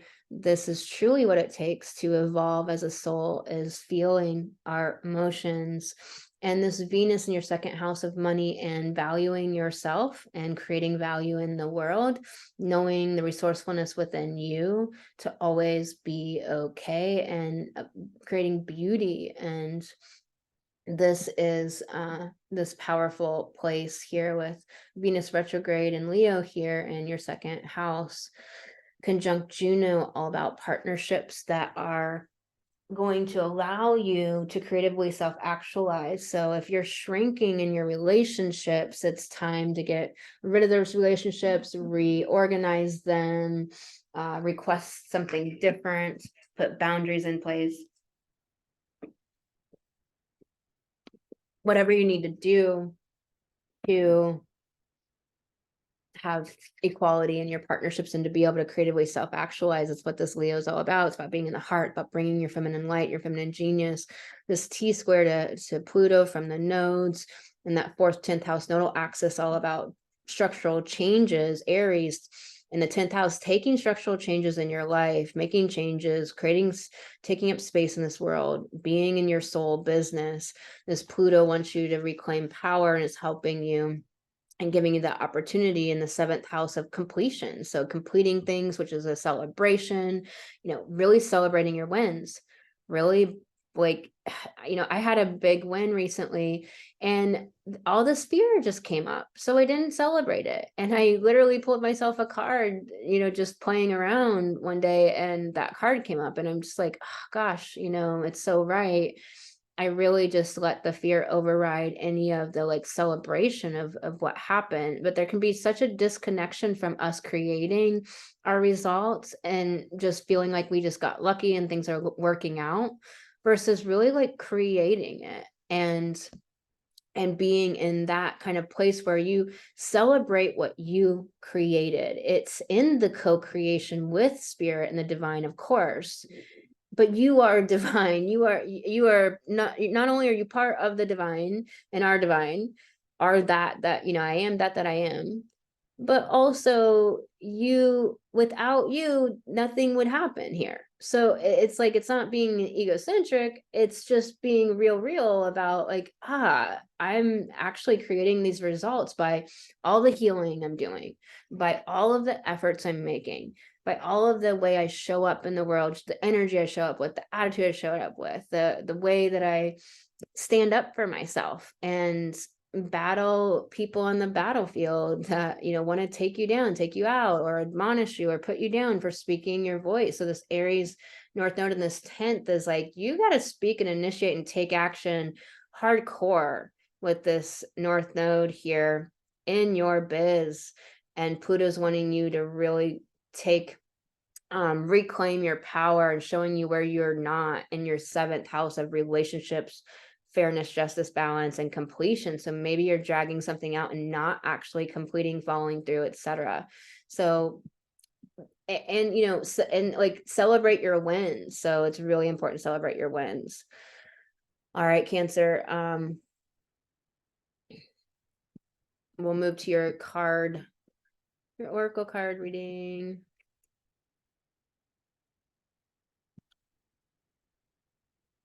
There we go.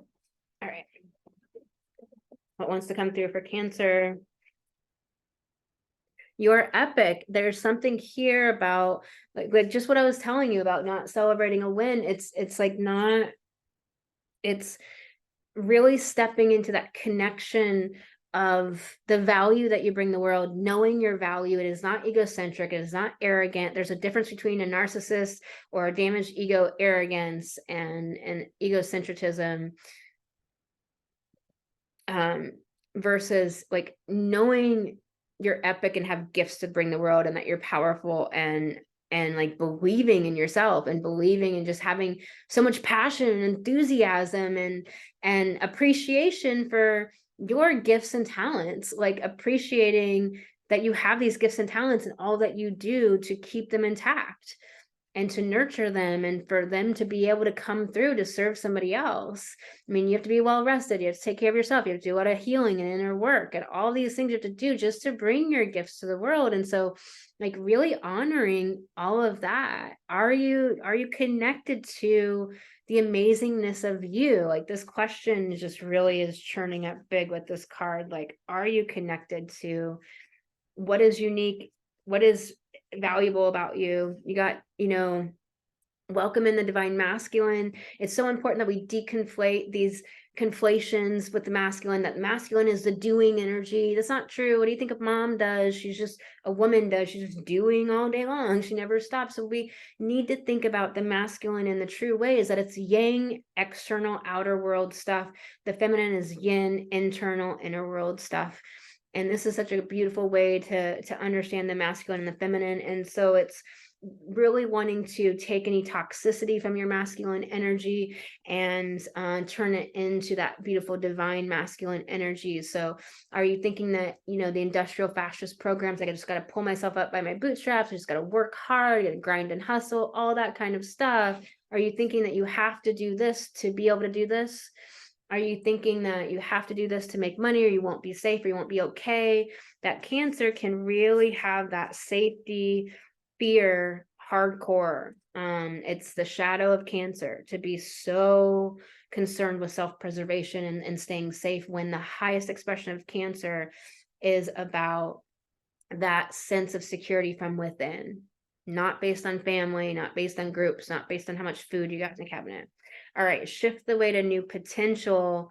It's wanting you to understand that there's all of this web of life, this great energetic field happening all around you at any given time, and wanting you to know that you can shift in any moment to that new place, that new potential. Sometimes we get stuck emotions, and so we feel like it's never going to end, but are we actually trying to cry it out, work it out, write it out, like do the thing, move our body, do somatic stuff, like do things to work it out, get it unstuck so we can move those emotions, so that we can move into different moods and energetic places, frequencies.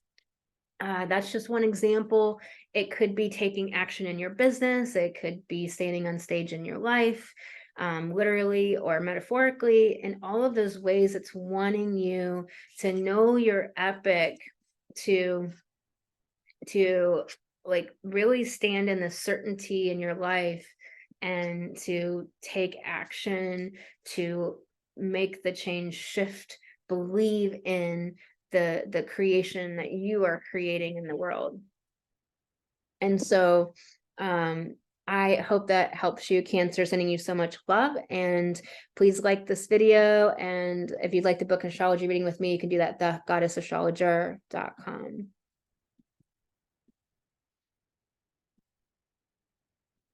All right, Leo. So this full moon for you is in your 8th house, and it's so much about this sitting on the precipice between the light and the dark. You know, are you the manipulator or the healer? Are you integrating and holding two disparate things, or in the extremes, and thinking that it's like an all or nothing thing? It's this Pisces full moon, very much about where you idealize things in life, your idealism that isn't really based on reality, or that's trying to keep you safe, or is like an escape, instead of actually thinking you have power, Pisces, to co-create with the divine, something in the true reality. That Leo energy, depending on if it's your sun or your rising, is really this very concentrated mental focus. It is creative self-actualization. And so of course this Venus and Juno in your 1st house of and asking you, what identities are you taking on? Are they identities of this feminine genius, of this feminine light that you're bringing forward? Or is it the identities of, like, you know, a single mother, or in poverty, or all these things? A lot of people take on identities of their illnesses and their sicknesses. And I really caution people and encourage people to, instead of taking on that identity of that, to instead realize that at first that might have finally gave you an answer for what the hell was going on in your life that you couldn't figure out for a while. And so you took on the identity of fibromyalgia, you took on the identity of something, but then at a certain point that no longer serves you anymore. And it's time to really like ask yourself, what identities do I want to take on? And then this Venus here about the procreative nature of life, about wanting to really create value in the world, be valuable within yourself. So it's full moon here with Neptune and Saturn in the 8th house of connecting to the invisible world, understanding that is what life is all about, and driving all of life is always functioning, is always like the function happening within things, and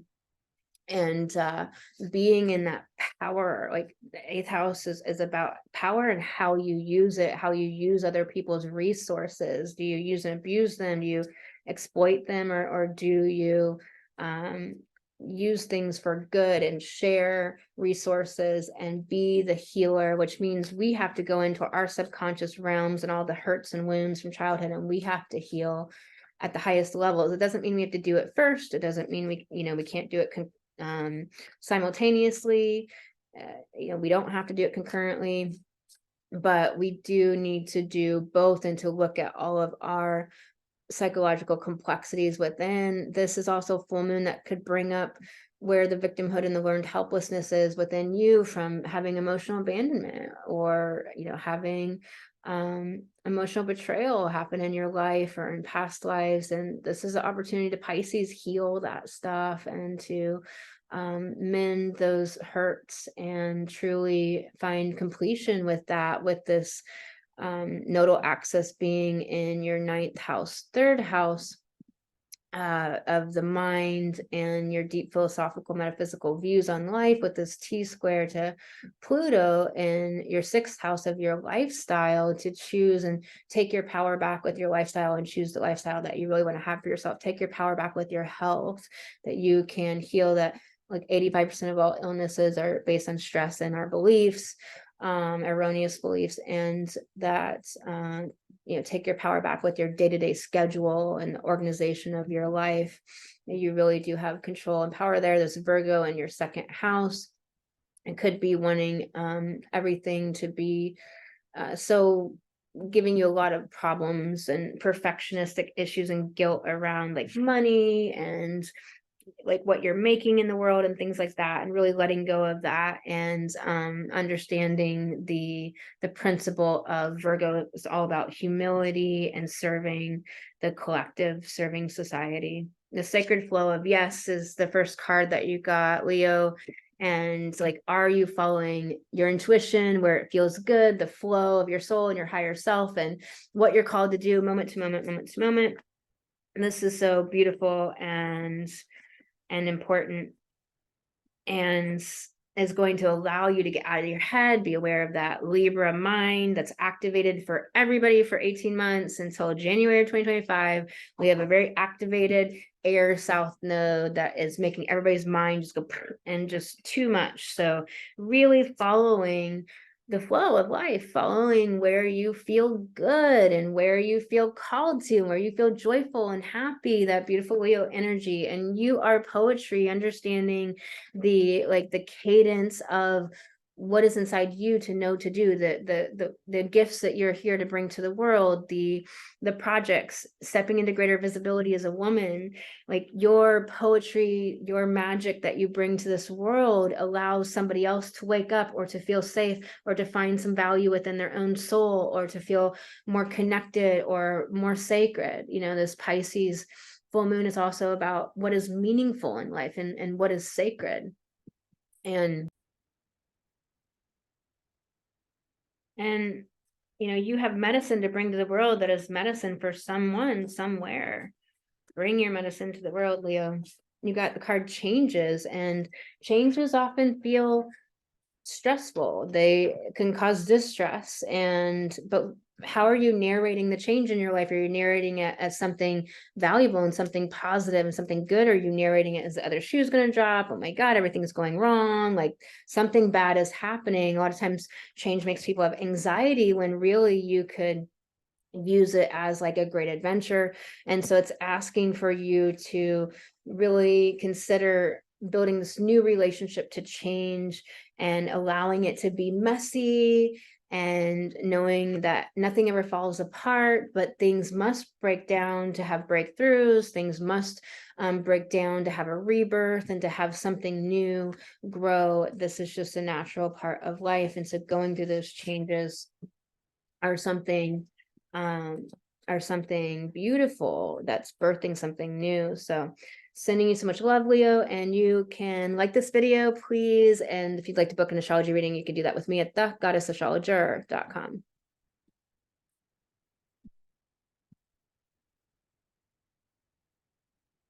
All right, Virgo.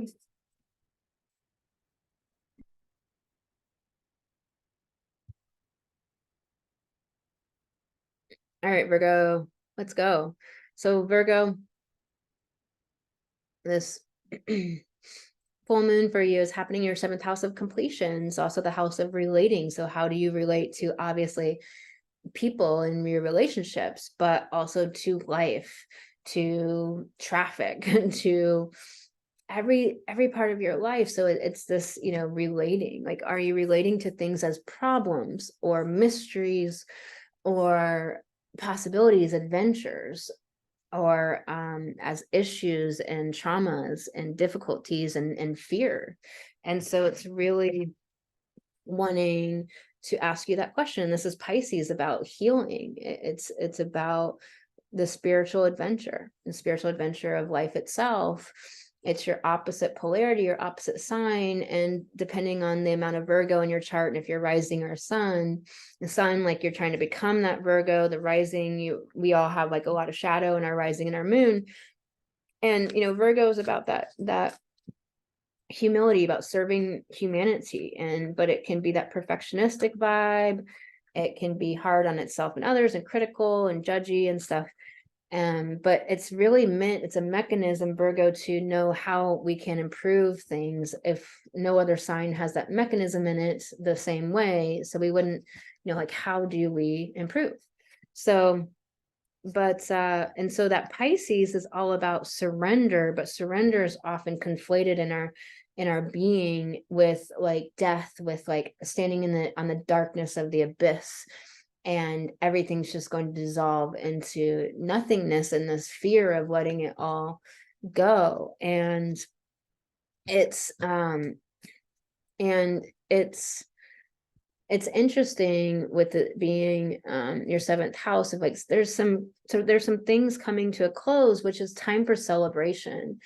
So this is really a big time of celebration for you, Virgo. This is a time of looking into your relationships and having them come from a more place oriented from soul, oriented from your higher self, rather than the analyzing within about improvements and constant judgments, etc. So this nodal axis is in your third house.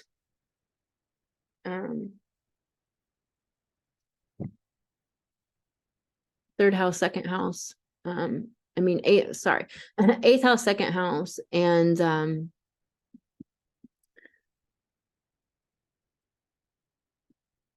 it's so much about this spiritual understanding of life. It's sensuality, sexuality. It is your power. It is your procreative ability to build and grow something in this world, to really understand your values. And so there's a lot of Libra shadow stuff going on around your value within relationships, other people valuing you, if you're bringing your gifts and your value to the world, and if you're making money. And it's wanting you to just take Aries action in that eighth house, and understanding like that precipice between the darkness and the light, understanding that being the healer in the world. Maybe you're not a healer per se, like technically like a nurse, or your business isn't like Reiki or coaching or something like that, where it's very specifically healing, but thinking of yourself as a healer, as in like mending the woes of humanity by doing the good work, the amazing like talents and gifts that you do in this world, and bringing your light and bringing your talents. And so if you can look at it like that, it'll be very powerful for you with this Pluto in your fifth house, of standing on stage somewhere in life and bringing your gifts to the world. Like Pluto is showing you where you're not standing in your power in that realm, and where you need to. Venus in your 12th house is wanting you to heal up stuff with past life wounds and issues that's causing you to not be able to bring your feminine light to this world, Virgo. And let's pull you some cards.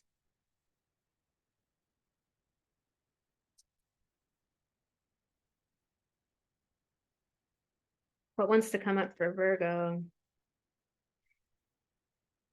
Oh, these cards, what mix up? All right, Virgo, raw intention. Raw intention is all about that there is this intention of being nice and orderly and neat, but then there's raw intention where it's messy, and it's just getting to the essence of it. It's something that's a feeling, a vibe, and that's all Pisces world. Pisces is the gist. Pisces is the vibe. Pisces is the flow and the dreaming and the painting. You don't paint and keep everything nice and tidy and orderly and be constipated about it. Otherwise, how can you explore and create and know what's even possible? Pisces is possibility land. Then you got the card, the edge of evolution feels messy, which is so interesting with that, because it's saying like, let yourself fall apart, let yourself not have it all together, because that's just a false construct anyways. What does that even mean? What's the definition of that? Can you let it feel like everything's changing and dissolving? That's the only way that the corn, dies into the field, becomes the nutrients for next year's crop. But it looks like, oh my God, something like everything went wrong. No, it's just the natural cycle of life. Like at the edge of evolution, at the edge of your greatness, at the edge of your next upgrade, your next bump in visibility, bump in revenue, bump in a new project that you're doing in the world, standing on stage, doing things, it feels scary and insecure and like crazy and like, why did I do this, and all that doubt. And it's if you can put that in a backpack and just carry it with you as you still go forward, take action, follow through is the next card. Make sure you do it. Make sure you complete it. Follow what your soul knows is the thing that for you to do. Step into greater power, visibility, voice as a woman. You got this, Virgo. You can do it. Your message is super clear. It's like one of the best readings on this video. All right, and please like and share this video. And if you'd like to book an astrology reading with me, you can do that at thegoddessastrologer.com.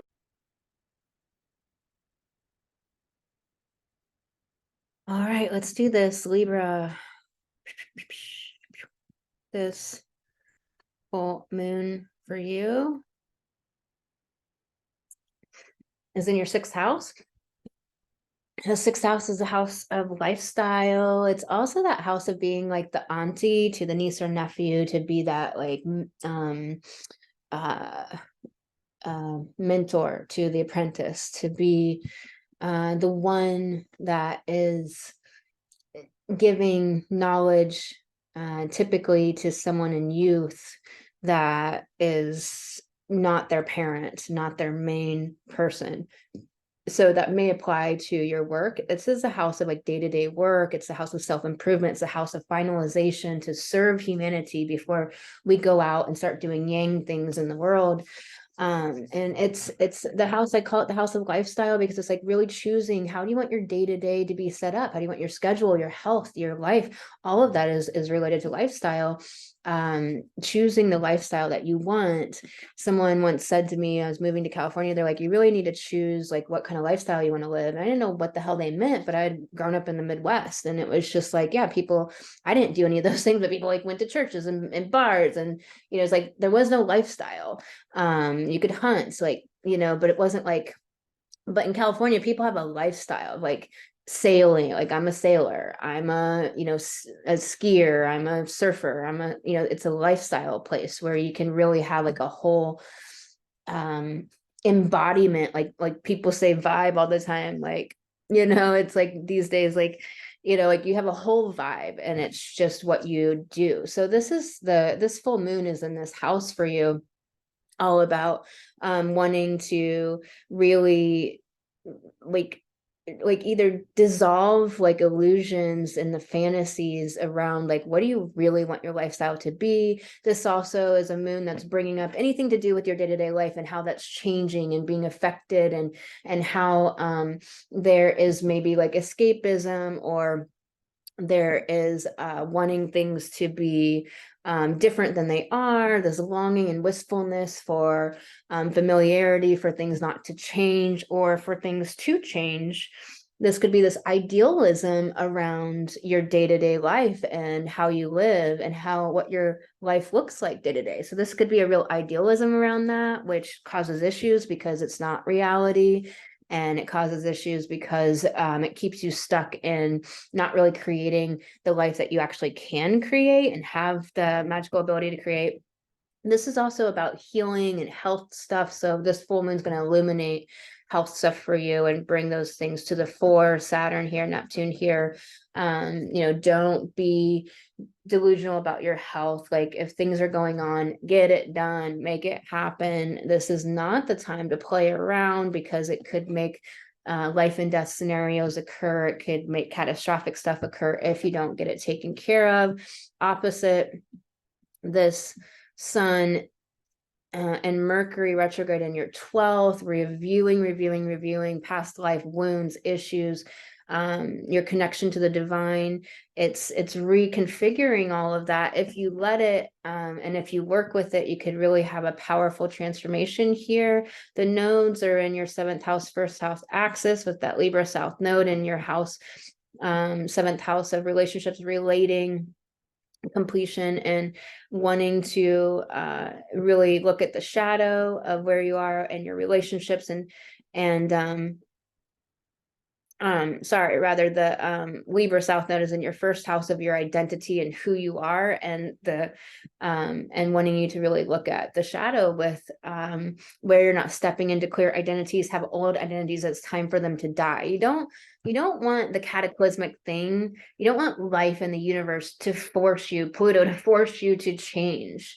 You want to seek and move towards evolution And so this north node of Aries taking action is in your 7th house of relationships, relating, fairness, justice, balance, completion. So really a lot here, the sun in your house of completion, this north node in your house of completion, really a lot here of like bringing things to a close, choosing the lifestyle that you want, not being in escapism in your day-to-day life and in the fantasy, but really creating the life you really want. And that first house, 7th house axis makes that T-square to Pluto in your 4th house of home, family, your emotional seascape. So are you taking care of your emotions? Are you dealing with emotions first, or are you thinking Libra South Node, Libra yourself, thinking, deliberating, calculating, figuring, tabulating, reflecting, pondering, thinking about thinking, etc.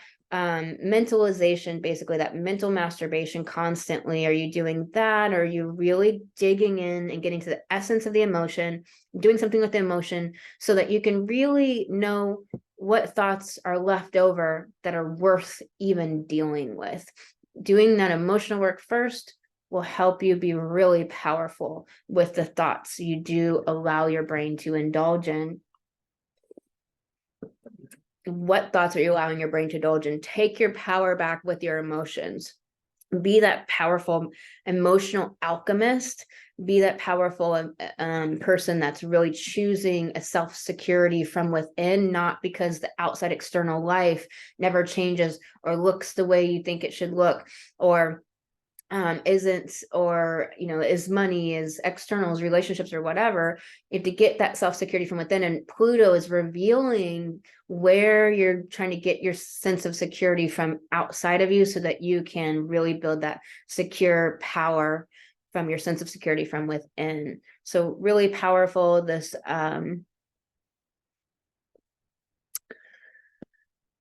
this Venus and Juno in your 11th house of building your audience, connecting, collaborating, and personal relationships, all of that. It's like bringing your feminine light to the world, bring your gifts to the world in this area, and really creative self-actualization, creative self-actualization in your audience building and all of that. So really powerful, Libra. What cards want to come up for you? This one was ambush your fear with ferocious dreams. This is really a card about like, are you letting fear override your life? Are you letting fear dominate and control what you do, which tends to drive us into inaction and into mentalization? And when we have fear, we really need to go into proprioception, which is feeling our body, our joints, like really feeling our body, our joints, like getting in our body, regulating that nervous system down. If you do that, it'll be night and day what thoughts are even inhabiting your mind. And so the fear, like, what are your dreams? Is the fear dialed up? Is that ruling your life? Like fear of all of this doom and gloom, or like, where are your dreams? Where's the volume on your dreams? Can you turn the dial up, the volume up on your vision for your life, what you want your life to be, your dreams? Like, do they have priority? Are they important? What are you dealing with? And this full moon being in your 6th house of health, like, are you dealing with health issues? Do you have a dream of like being, like healthy? Do you believe that you can be healthy and that you can be free and clear of debilitating health issues? Or do you not believe that? A lot of times there's this, my favorite line, one of my favorite lines from one of my favorite bands is like, been there so long, got to calling it home. And it's like, it's not that it's home, it's not that it's normal, it's just you got habituated to it because you've just been having to survive within that shitty situation for so long. So it's like really looking at, Libra South Node. What are the South Node, identities that you've taken on, like illnesses or amounts of money or poverty, or like where are all these identities, and do you want to choose those? Like, what identities do you want to step into? You want to step into the identity of powerful woman, or successful entrepreneur, or creator, or leader, speaker? What are the identities that you want to take on? And have you done that? Cut the cords of doubt, which means, what do you need to do to take care of that doubt that's coming up, that like that stops you from taking action, that debilitates you. Like, what do you need to do to handle it? Do you need to unpack something? You need to get coached? You need to feel some emotions? You need to use one of your tools? How can you move through that doubt? Do you need to do energetic work? Stop, drop, and ground. It's wanting you to ground. There's this real easy way of just like being in your mind and then going and doing a bunch of stuff and just being like constantly on the go and all of that. And that doesn't allow you to be in touch with your feelings. It actually avoids, it escapes it like, and then you're not grounded in like being present in this moment in your intuition. And that could have been a survival mechanism that you use that really worked and that really makes you high and is exciting and feeds you, and like you're all energetic and moving and getting things done and all of that and all these interesting data points you're bringing in. But that could be a real maladaptive approach to fear that's not serving you anymore, and that's not allowing you to co-create with the divine, to believe in your dreams, and to handle and heal the doubt that keeps you limited and shrinking and playing small in life. You gotta stop, drop, and ground. So how can you get grounded and get in your body? And what does it mean if you do? Like, why are you scared to do that? All right, Libra, a very clear message for you, sending you lots of love. Please like and share this video. And if you'd like to book an astrology reading with me, you can do that at thegoddessastrologer.com. All right, we're going to do Scorpio next. So I forgot Aquarius last moon video. I don't know how I did that. I just did that.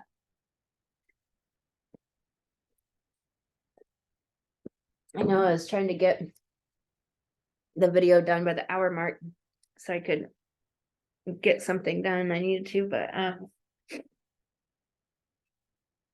yeah, really sorry for the Aquariuses. But anyways, Scorpios, how's it going? So Scorpio, this full moon for you is in your 5th house. This is the house of standing on stage in your life, bringing your gifts to the world.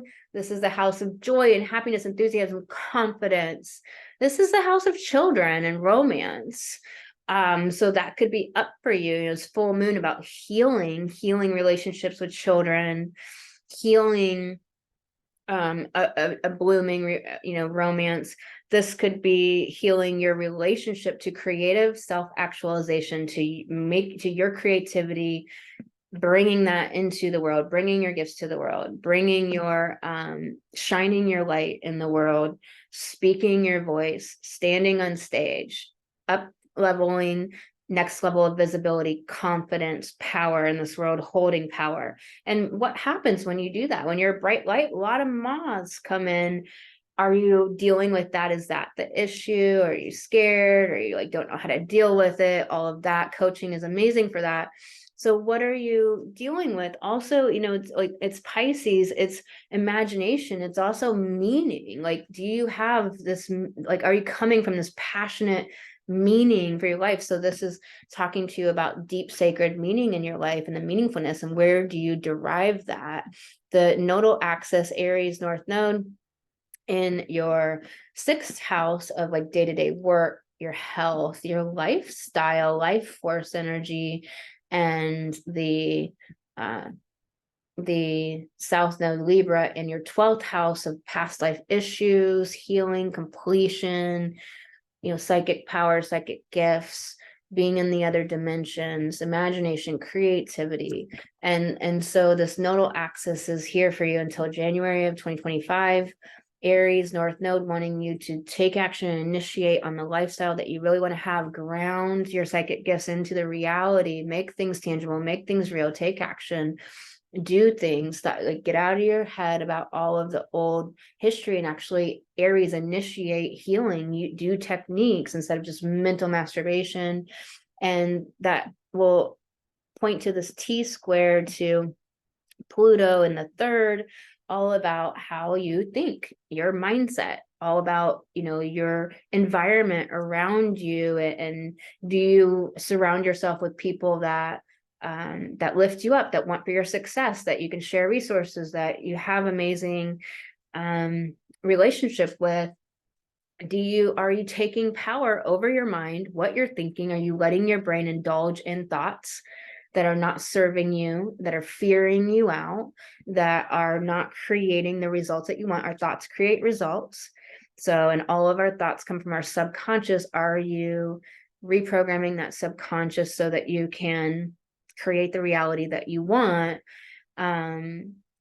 Where are you at with your power related to your thinking? Like, some people are so identified with their thoughts, they get so triggered by somebody questioning what they think. And somebody the other day I was dealing with, they were I'm a coach, and so they were just saying, like, they don't do coaches, they only do therapists because the coaching industry is unregulated, and so that the money would be better spent in therapy. It's all just thoughts, and if somebody wants to choose therapy over coaching, like, go for it. I would always recommend cleaning up your mind around it, and don't like fool yourself with bullshit thoughts that aren't true, and just say, like, I just prefer to work with the therapist because I'm like scared, or because I don't know how to advocate for myself and get a good coach. But really, the same is true with therapists. I had a lot of shitty therapists, but just because they were especially donned with the therapist thing, title, like supposedly they know what they're doing and they're good. No. No. So it's like, we have to like remember, you are Scorpio. So whether it's your rising or your sun, it's always sitting on the precipice between the dark and the light. Scorpio is psychology.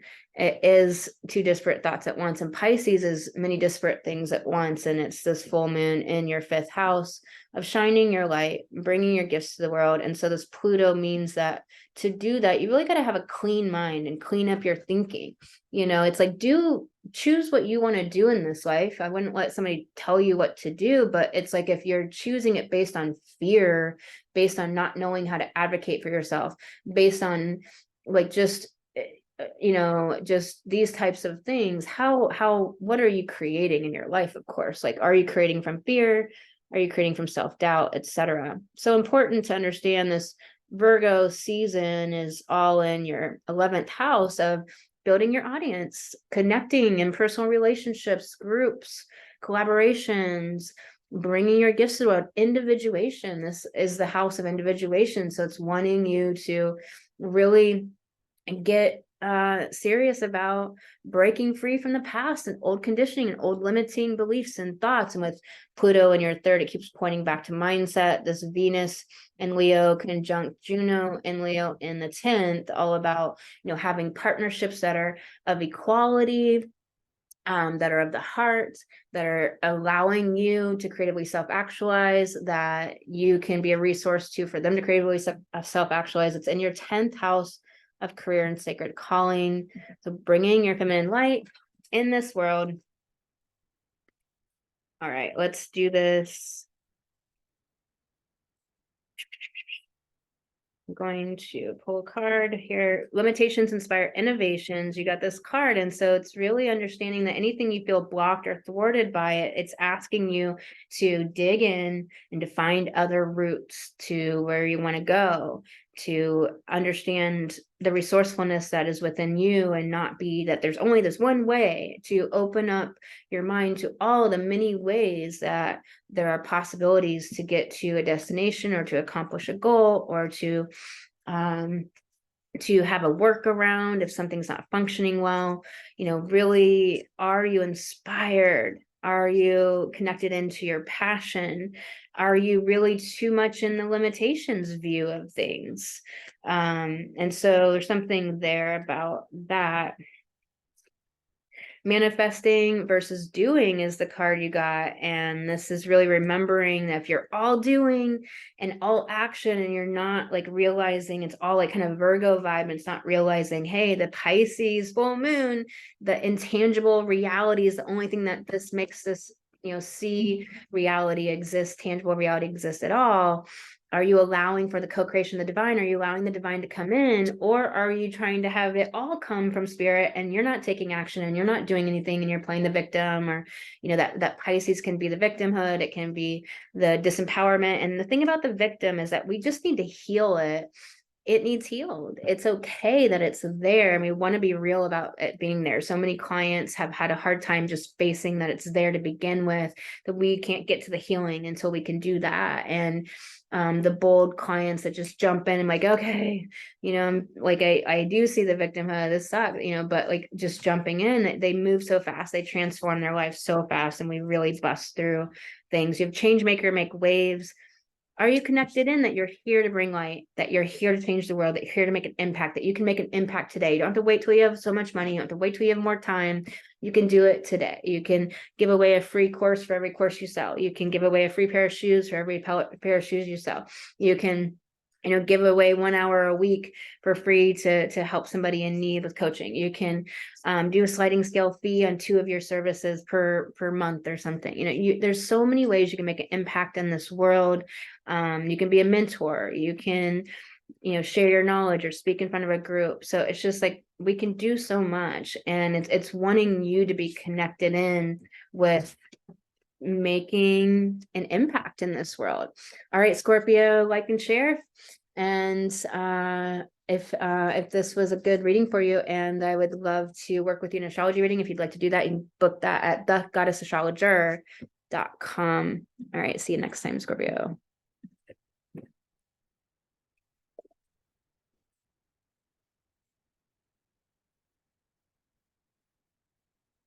All right.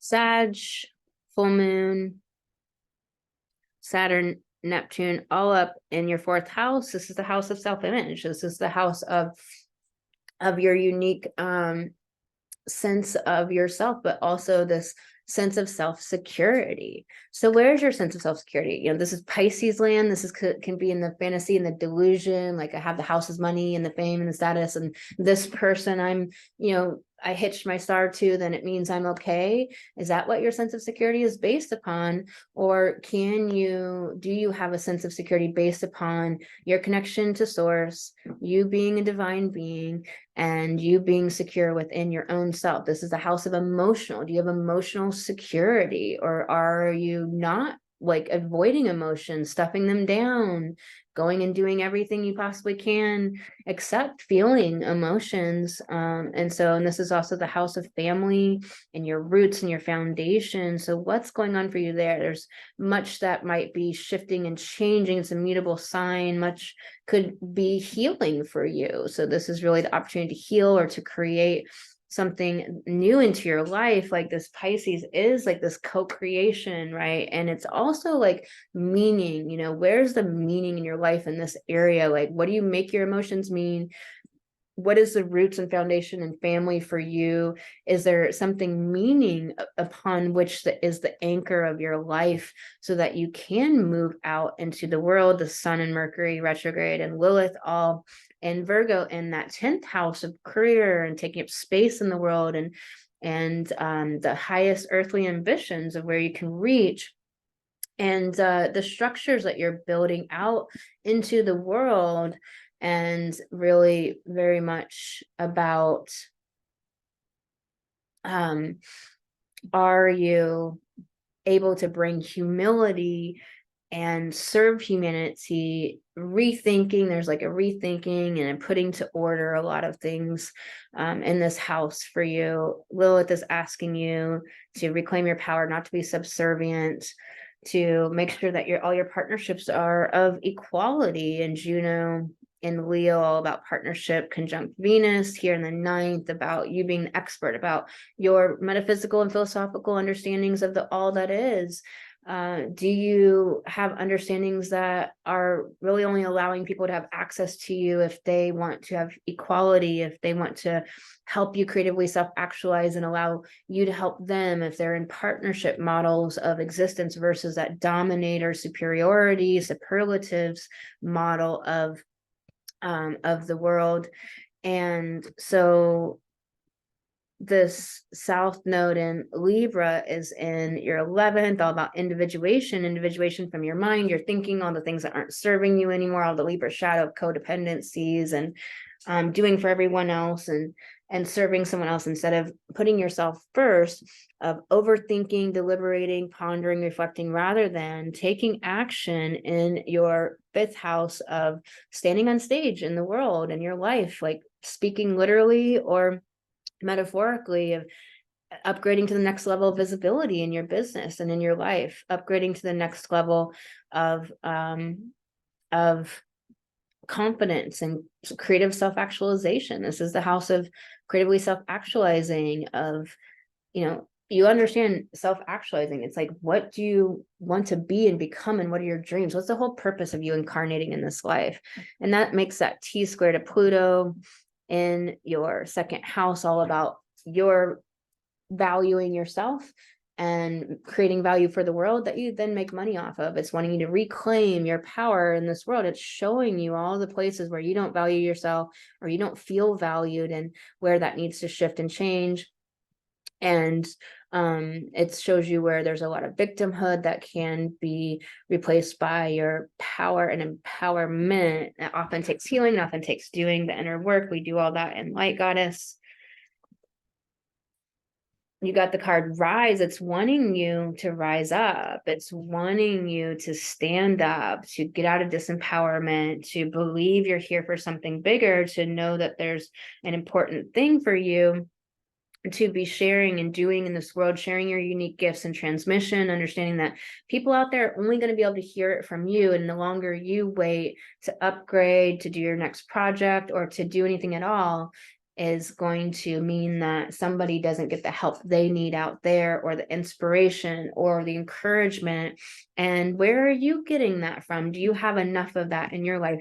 Integrate your knowledge, your knowing. It's like you have intuition and inner knowing that you're not really integrating into your walking, waking, walking day-to-day, moment-to-moment life, where you're kind of ignoring and dismissing your intuition and not acting upon it, not realizing it when you're ignoring it. You're letting your mind run the show. It's also speaking about everything that you've ever collected and done, and the knowledge you have of acting it into your life, putting it to an applicational use. So it's really about your inner knowing leading the way. You got You Are Magic and a protection card.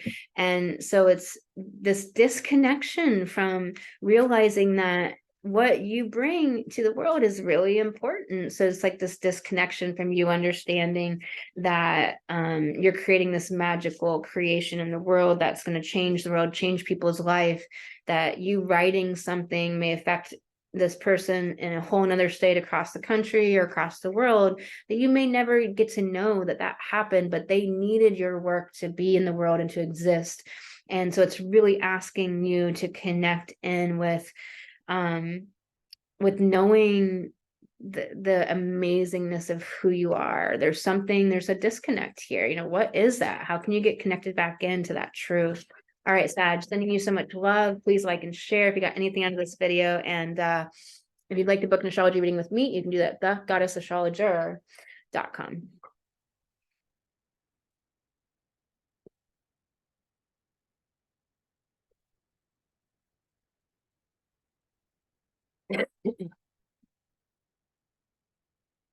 All right, Capricorn. And try not to skip Aquarius after this. So 3rd house, Pisces, full moon for you with Saturn and Neptune and co-present there. And so this moon just got done talking to Saturn. It's in your 3rd. It's all about your mindset. It's all about the way you think. What thoughts are you allowing your mind to indulge in? What world and results are you creating in your life based upon what you're letting your mind indulge in? And are you working with the subconscious beliefs that all of your thoughts are coming from? Are you reprogramming that? Do you have real techniques that work? Have you done that work? What is your environment around you? Is it one that lifts you up, that helps you grow, that helps you be everything that you want to be in this world? Or is it one that's not really serving you at your highest growth, your highest expression of creative self-actualization, which is what this Venus is all about in the 8th, wanting you to connecting to the spiritual world, being the world that creates all the tangible, visible world at all. Therefore, you're here to creatively self-actualize. You're here to bring your light to the world, that Leo energy, your feminine light, your feminine genius, Venus and Leo, and to partner with people where there's equality, where both people are creatively self-actualizing and doing something higher, doing something that's impactful to humanity for the good of all. This Pisces is about healing and imagination and creativity in your mind. How are you using your mind? What's your intellectual property like? Are you creating and using your imagination to heal and create amazing intellectual property that helps people connect to the sacred, to meaning in their life? Are you creating something meaningful with your thoughts?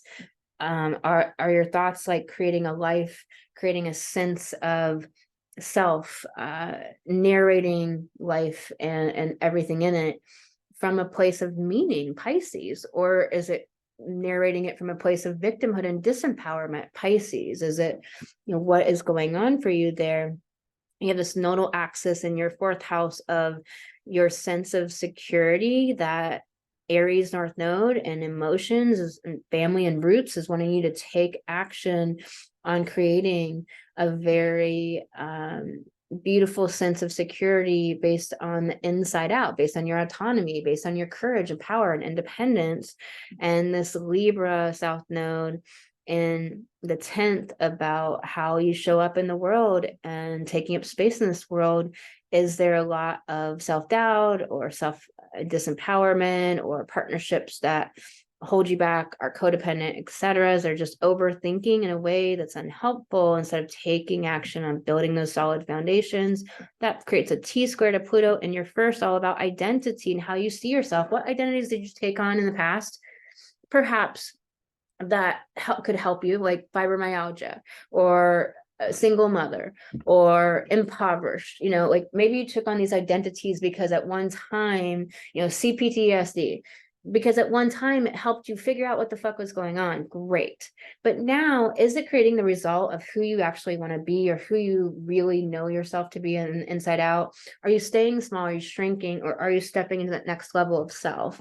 And so it's really wanting you to connect in and reclaim your power in your identities. Do you have the identity of successful businesswoman, successful entrepreneur, powerful woman, creator, artist, podcaster, author, etc., etc.? What are your identities? Really important for you, Capricorn. All right, let's pull you some cards. Got the card in balance. In balance is all about micro course corrections. Balance is an illusion.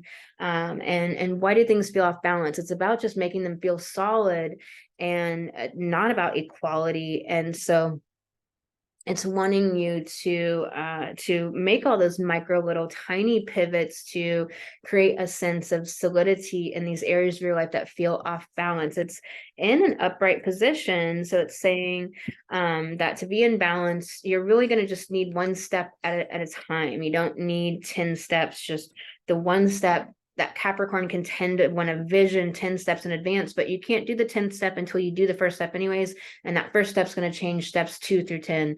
So just take that first step and let that inform you and be in this present moment, be in this now moment. There's so much here about overthinking, being in your head. That Libra South Node has activated all of our minds to the nth degree to really control and meditate and be present and control the mind and let yourself be in the driver's seat of the mind and really come to this present place of able to respond in the moment rather than bracing for something bad in the future, rather than fearing the past and reliving it.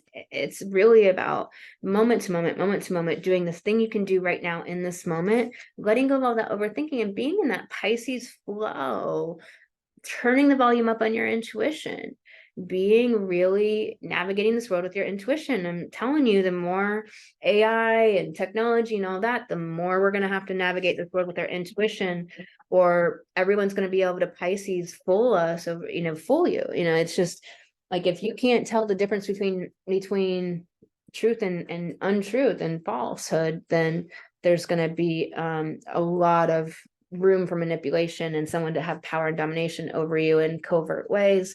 We want to really be navigating this world with our intuition, which always knows what's right for us. There's never any like right, wrong, good, or bad specifically. You know what's not right. What's wrong inside of you. All right, sending you so much love. Please like and share this video. And if you'd like to book an astrology reading with me, you can do that at thegoddessastrologer.com.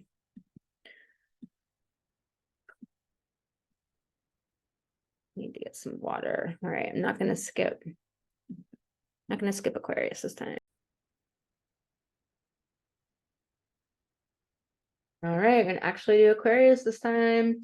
So Aquarius, this full moon for you is happening in your second house. It's the house of money, house of knowing your value and bringing value to the world, bringing your gifts and unique talents and abilities to the world that creates value for humanity that you then get money for. It's this house of self-worth, knowing the resourcefulness that you have within you to be self-sufficient in this world and not have to rely upon all these things that most people create their sense of security upon.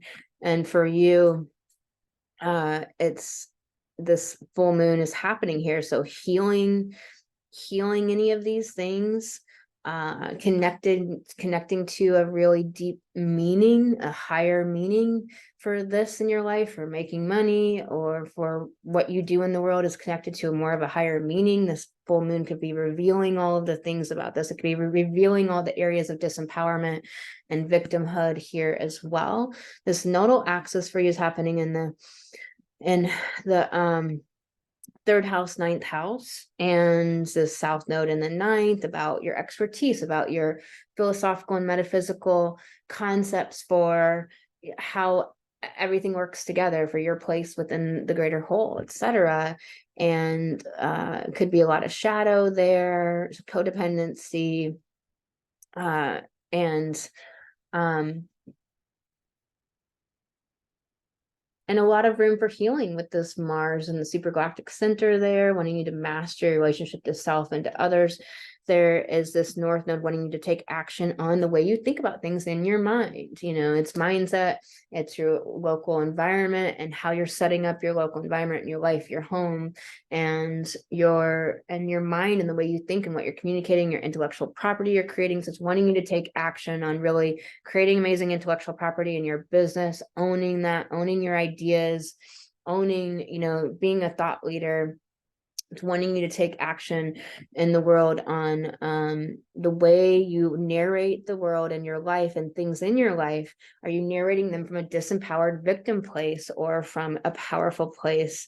And this creates this T-square to Pluto in your 12th house of completions, past life stuff, wounds, traumas, issues. So Pluto is revealing and bringing all that up for healing, for you, a reclamation of your power, Pluto, in the dimensions and your psychic gifts and your imagination faculties. Imagination creates our world, and so in your ability to creatively express and bring things, co-create, you know, in your life. And so lots of power to reclaim there with this Virgo sun and Mercury retrograde in your 8th house of standing on that precipice between the dark and light, that 8th house of sexuality and other people's money and deep intimate bonds and relationships, and also of psychology and emotional wounding and emotional healing. So this is the house of emotional healing, psychological healing, and so forth. So that Virgo sun and Mercury retrograde, a lot of churning, looking back, reviewing, revising there. Venus and Leo conjunct Juno in your 7th is so much about bringing your feminine light to your relationships, being powerful, standing unto yourself, requiring equality in relationships, or otherwise not allowing people to have access to you. And what cards want to come up for you, Aquarius?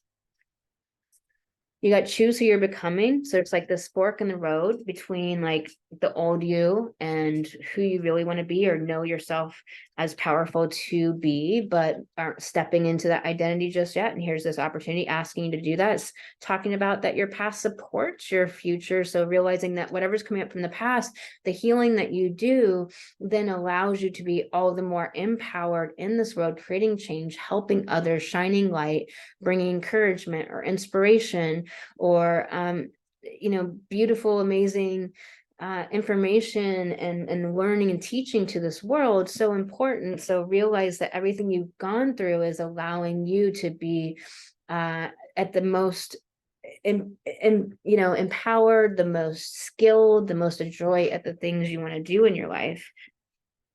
Not narrating the past as something bad. You got make a mission statement for your soul, which is always about like not having this grand overarching big vision. Instead of like just moment to moment, what does your soul say? Are you listening to your soul, or are you trying to run off logic and ignoring the moment to moment impulsion of the compelling of your soul from within out, and doing that? Instead, are you trying to like, I have to have the big picture and I have to know it all right now, and I have to run off my mind and logic? And so it's really wanting you to get out of your head and listen to your soul moment to moment to moment. So I'm sending you so much love, Aquarius. Sorry about skipping you last week.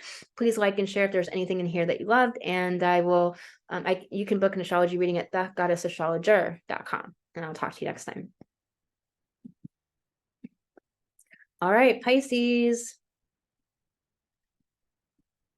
Full moon for you in your first house of identity. This is the house of like, what identities have you taken on? Have you taken on identities that don't serve you anymore, of illness or poverty, or like somebody who works hard, or whatever identities that you took on that just don't serve you? We can take on identities of illnesses because at the moment we need to figure out what the hell is going on and put a label to it. But 10 years later, it doesn't serve you anymore to still be under that. Like, did you never heal it? Like, everything's healable. Like, we're here to heal. Yes, there's exceptions that prove the rule, but that's the rarest thing. Do you believe in yourself? Pisces can be meaninglessness. It can be, it can be the existentialism. It can be madness and disconnection. So are you really creating the base of your I am, the who you are? Are you basing that on something meaningful that's connected to the all that is? It's connected to the divine in some way. Are you basing this your I am on like healing whatever issues you have with your identity, or maybe you're having an ego death, or maybe you're clearing out old parts of yourself that just are no longer true, clearing out the way you narrate who you are and narrating it in a way that's actually truth and meaningful and beautiful, Pisces, that is unconditionally loving of you, Pisces. Are you stepping into new identities?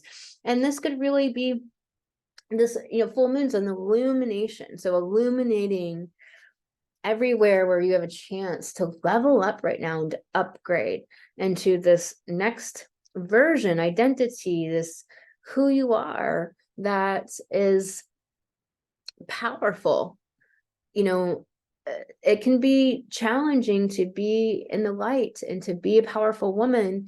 A lot of people want to do everything, take you down, scoff at you, use you, take your stuff, get something from you, just glom on to you. I mean, just be a confuckery person. Like, there's so much that it takes to stand on stage and to be a leader and to be a powerful woman in this world.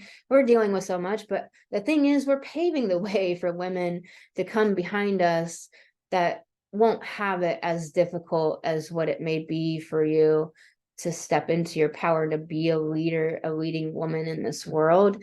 It is not for the faint of heart. It is for someone with deep internal strength and that connection to the divine. And you have this nodal axis, the North Node in Aries in your second, all about your valuing yourself, and this Libra South Node in your eighth, all about your psychic gifts, all about the psychological issues, your subconscious realm, standing on that precipice of dark and light, being the healer or the manipulator, being healed or manipulated.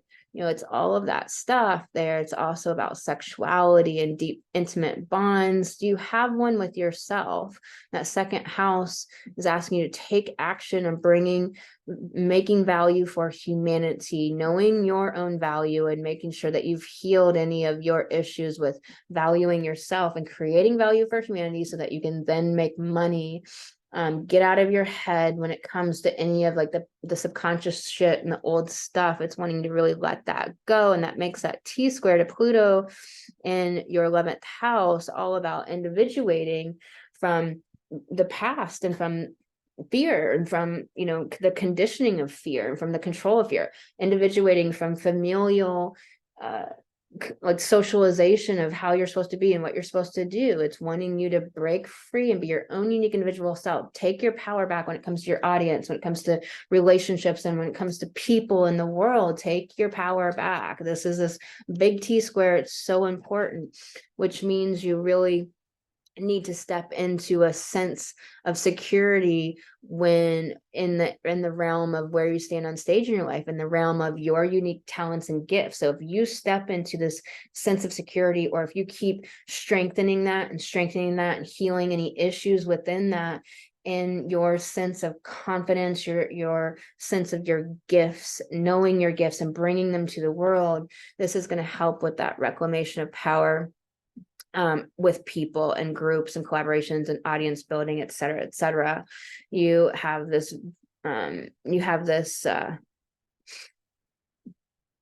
Venus and Juno conjunct in Leo in your 6th house of your day-to-day life, and all about creative self-actualization. So the more that you can do creative things, make things. You know, people have very narrow definitions of making things. You can make a computer program, you can make a clay sculpture, you can do what people typically see as art, or you can, you know, be creative with movement, with creating an experience. You can be creative with decoration, with conversation, with intellectual property. I mean, it's just limitless.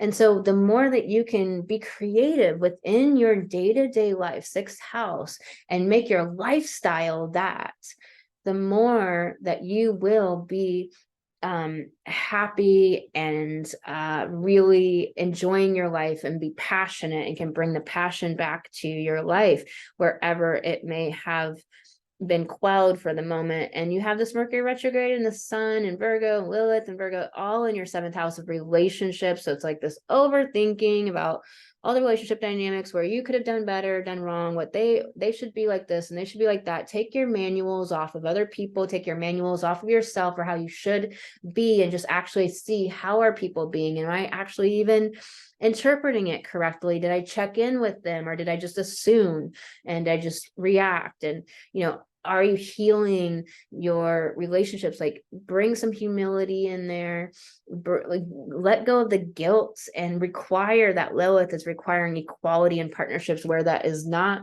there. It needs to go. And so that Mercury is deep in rethinking, revising, editing, reviewing, like your relationships, and also your relationship to your business, your relationship to life, all of these types of relationships that you have. There's a lot of review and revision going on.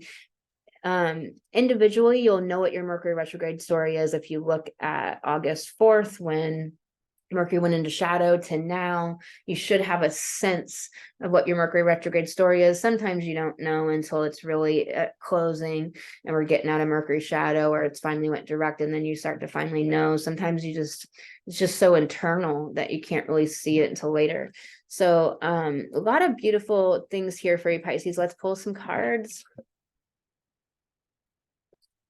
You got the card, the spark of creation. So it's like being in your business, creating, and you got that. And we talked about that 6th house, you know, it's like the more creativity and creation that you can be in, it's like that spark and that passion that's going to create passion. It's going to create joy. It's going to create a lot more happiness for you and fulfillment feeling more satisfied day to day, moment to moment. You got sacred mirrors, which is like talking about how in life you're getting all of these mirrors and you are a mirror. And so not taking it personally, it's in a protection message, like people are coming at you. Don't take it personally, all the shit that they're doing. It's about them. What they do is about them. Their triggers are about them. Their trigger is their doorway to go in and heal, but they might not see it that way, and they might not do that healing, and they might want to be a victim and blame everybody and not take responsibility for their own, thoughts that they're letting their brain indulge in. You might be walking around being the mirror to other people, and they're triggered and their buttons are pushed constantly.